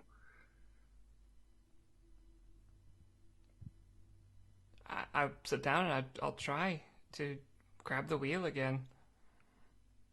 Okay. I'll be with her for that. Sitting down. Actually, I we don't think threw the the chair's chair there anymore. The out of chair is wheel. fucking in pieces on the deck. You just gotta have to stand at the wheel. I'll bring up like a crappy wooden chair from the the servant or the crew quarters. One of the legs is shattered, but you just kind of balance on the front too. John will hold this chair in place for her. Sure. Taking hold of the wheel, as you reach your hands out, you feel warmth now, not this intense, erratic energy. And very gingerly, kind of setting your hand on it. Instead of pain, you feel this surge of energy slowly sort of washing over you from the wheel, encompassing you in this warm, powerful sensation. You can feel the immensity of this ship underneath you connected to you through this wheel. And as you take hold of it, all of you hear this loud, bassy, guttural lurch as you feel the whole of the ship groan and shift at your touch, Noel. And there's no like control panels in here. It's just the wheel. Just the wheel. I'm just gonna. So I do feel connection. Yep. I'm gonna start trying to will things to happen. I will start just slowly see if we can go up a little bit. If you close your eyes, there's like an internal like information system. I close my eyes. It's dark. Okay. You can't see. Dang it. Forgot to turn that part on. So, willing the ship to rise. Go ahead and give me a charisma check, please. Okay. Natural 20. Noel is so done with this fucking place. I've been rolling like shit for the last 2 sessions. Here we go. You watch as clouds of dust begin to sort of like kick up around the base of the ship where it's embedded into the ground. You feel the whole shaking and shuddering, and slowly you feel this giant, decrepit, broken vessel lifting off the ground. As you do, there is a loud as you pull further up, you see the nose of the ship beginning to dip forward, shearing off the rest of the vessel. And moments later, snaps free and just plummets back to the ground.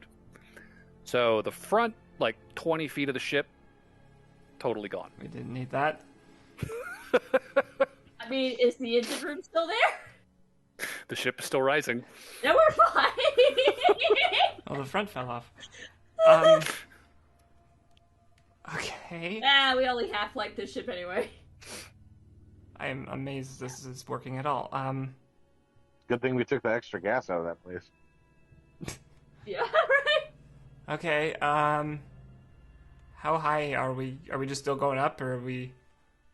Are you trying to go up? I guess I'll stop at the height of roughly the tree height. Okay, yeah. So, looking out, you can see through the fog, just kind of blanketing the forest around you, very distantly, the just barely visible expanse of the exposed lands all around this island. How do I get any sense of how this thing works from this connection I have with it, other than just willing? Is there any understanding It I works. gain? Okay. I guess I'll just try to will a portal to open. Let's see what happens. I want to go back to I will imagine our world. The one I'm familiar with. I don't know how this works, so... Fair. You imagine this portal, and you can see sort of peeking out from the edge of the broken nose of the ship the glow of the crystal engine in the belly of the ship, sort of that ambient kind of purple haze sort of pouring out the front, beginning to grow and brighten. You feel the ship beginning to vibrate slowly and then more feverishly, violently in your grip. You watch the light of the engine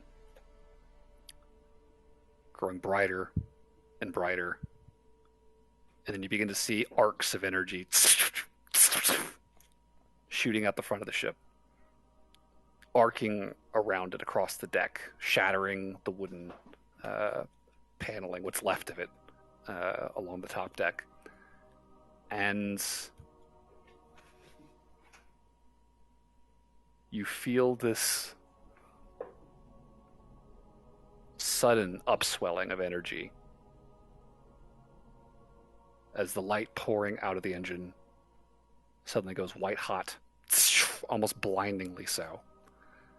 There is a crash of thunder.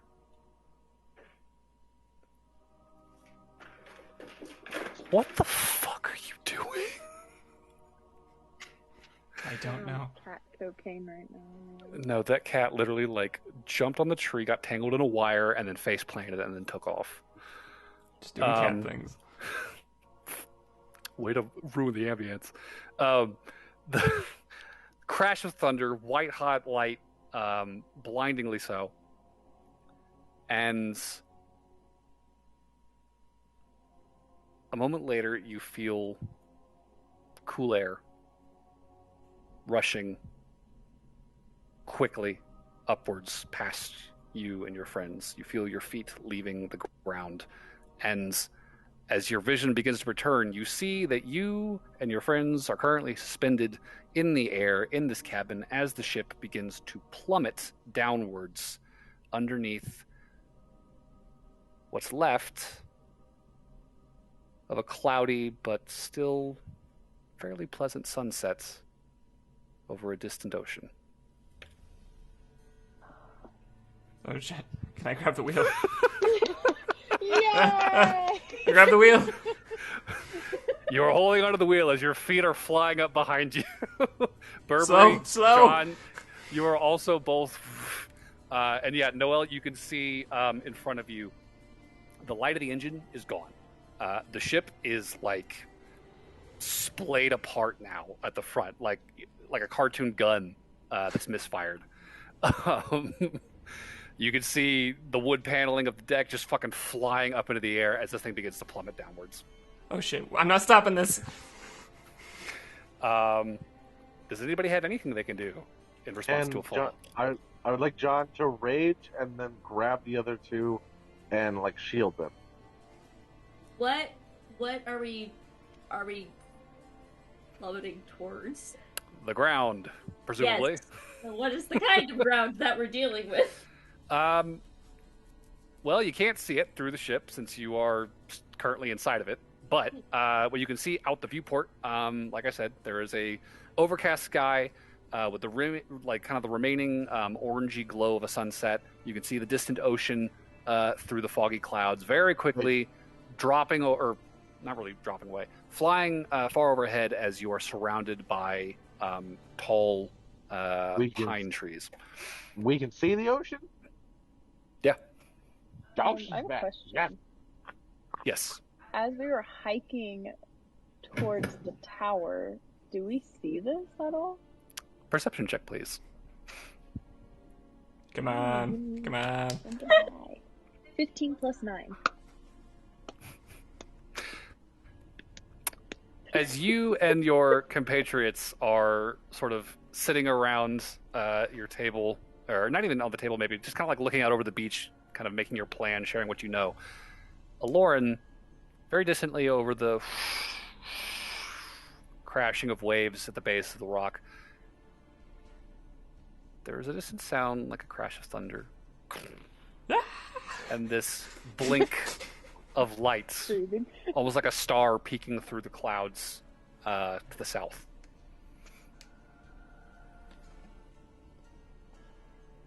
Not sure what it is. See that? See what? Over there, the It's light. gone already. Oh shit. It was a momentary. Anyways, Noel. Yeah, we're in mid-peril. What are we Burberry, doing? John. Yeah. So John is raging and grabbing you guys. He's gonna grab them and shield them. Okay. So John's gonna take the impact. So I'll say, doing that, John will take full fall damage, and then Burberry and Noel will take half, and then give half to John. And then John takes half of all of that from... Correct. Since he has bludgeoning damage, right? Yeah.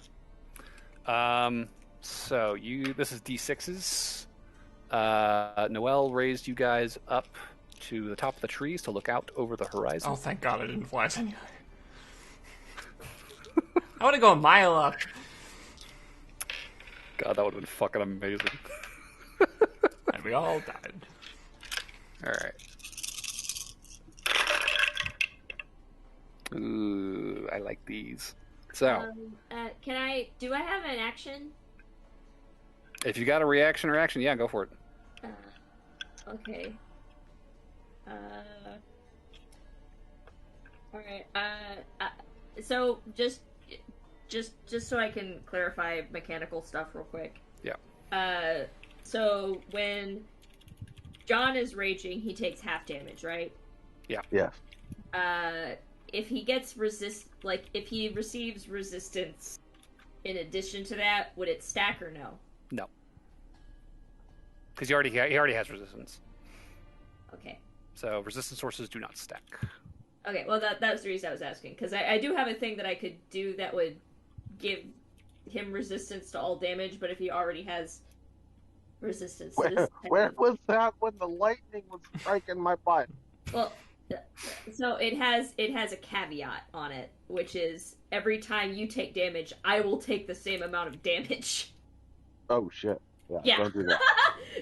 So I was I'm- thinking, since if we're falling, if I take the same amount of damage that you do, and you're raging, so it's half. If I add resistance to that, and it's halved again, it would be negligible. But I'm 90% sure I'm going to survive. Yeah, I don't think we're taking enough fall damage to kill us, but I also don't know how high we are falling from.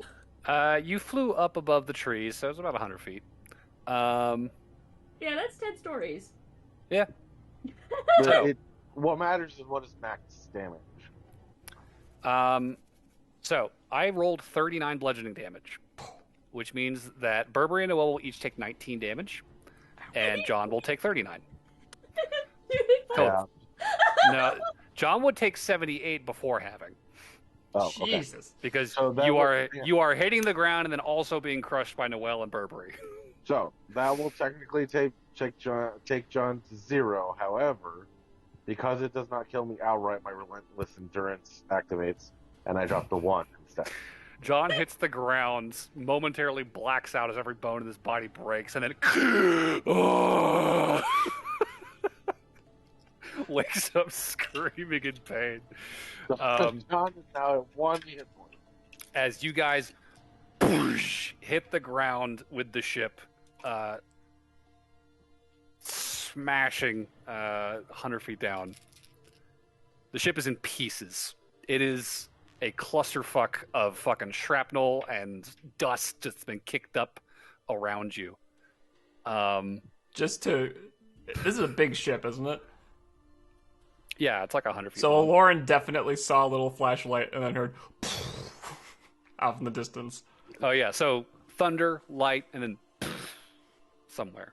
A second Probably thunder. a almost. probably dust cloud too. With a 20, what was it, 25, 26? 15 plus 24. Also, you're muted. Yeah, I'd say with a 24. After maybe like 10 minutes, Aloran, as the sun is beginning to fade, you see what almost looks like a very, very distant, like kind of like campfire smoke, kind of like column of like wafting up from the hills. I think we should go check that out. I was gonna say, actually, first thing I would do, I'd pat John. You alive? Barely. Okay, I'll give you a second level healing word. I would do third, but I need it for sending. I don't care. Just heal me somewhat. You get 11 hit points. I've got 12 hit points. I'll also do a prayer of healing to give everyone a +8. Okay. Is that temporary or permanent? That's healing. Oh, hey, Okay. cool. Thank I'm you. at 20 HP. Woo-hoo. Dealing with some big numbers here. Okay. Welcome to my That's a world. 10-minute spell. Yep. No, that was me sitting down, and the funny thing is, I rolled a 1 and a 4. Oof. Like, Well, I was gonna say, next thing I would immediately cast sending to Lauren. I would sound completely out of breath. We are back, I think. We found an interdimensional ship, and we flew it. We're stuck in the forest still, roughly the same spot. And I probably keep rambling, but it gets cut off.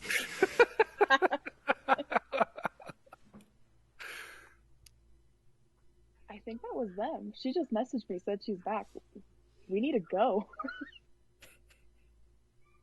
We gotta go.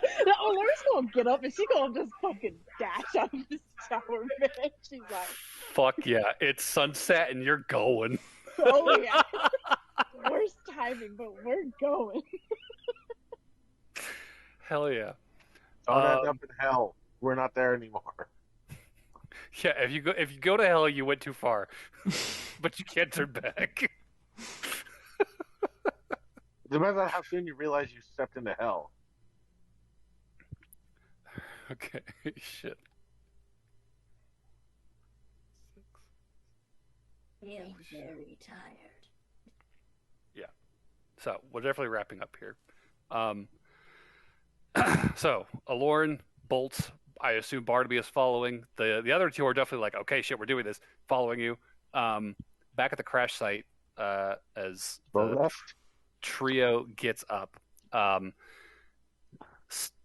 trying to get to your feet. The ground in the cabin is extremely uneven. It is fucking broken in here. The door is completely like just smashed in, like crunched down.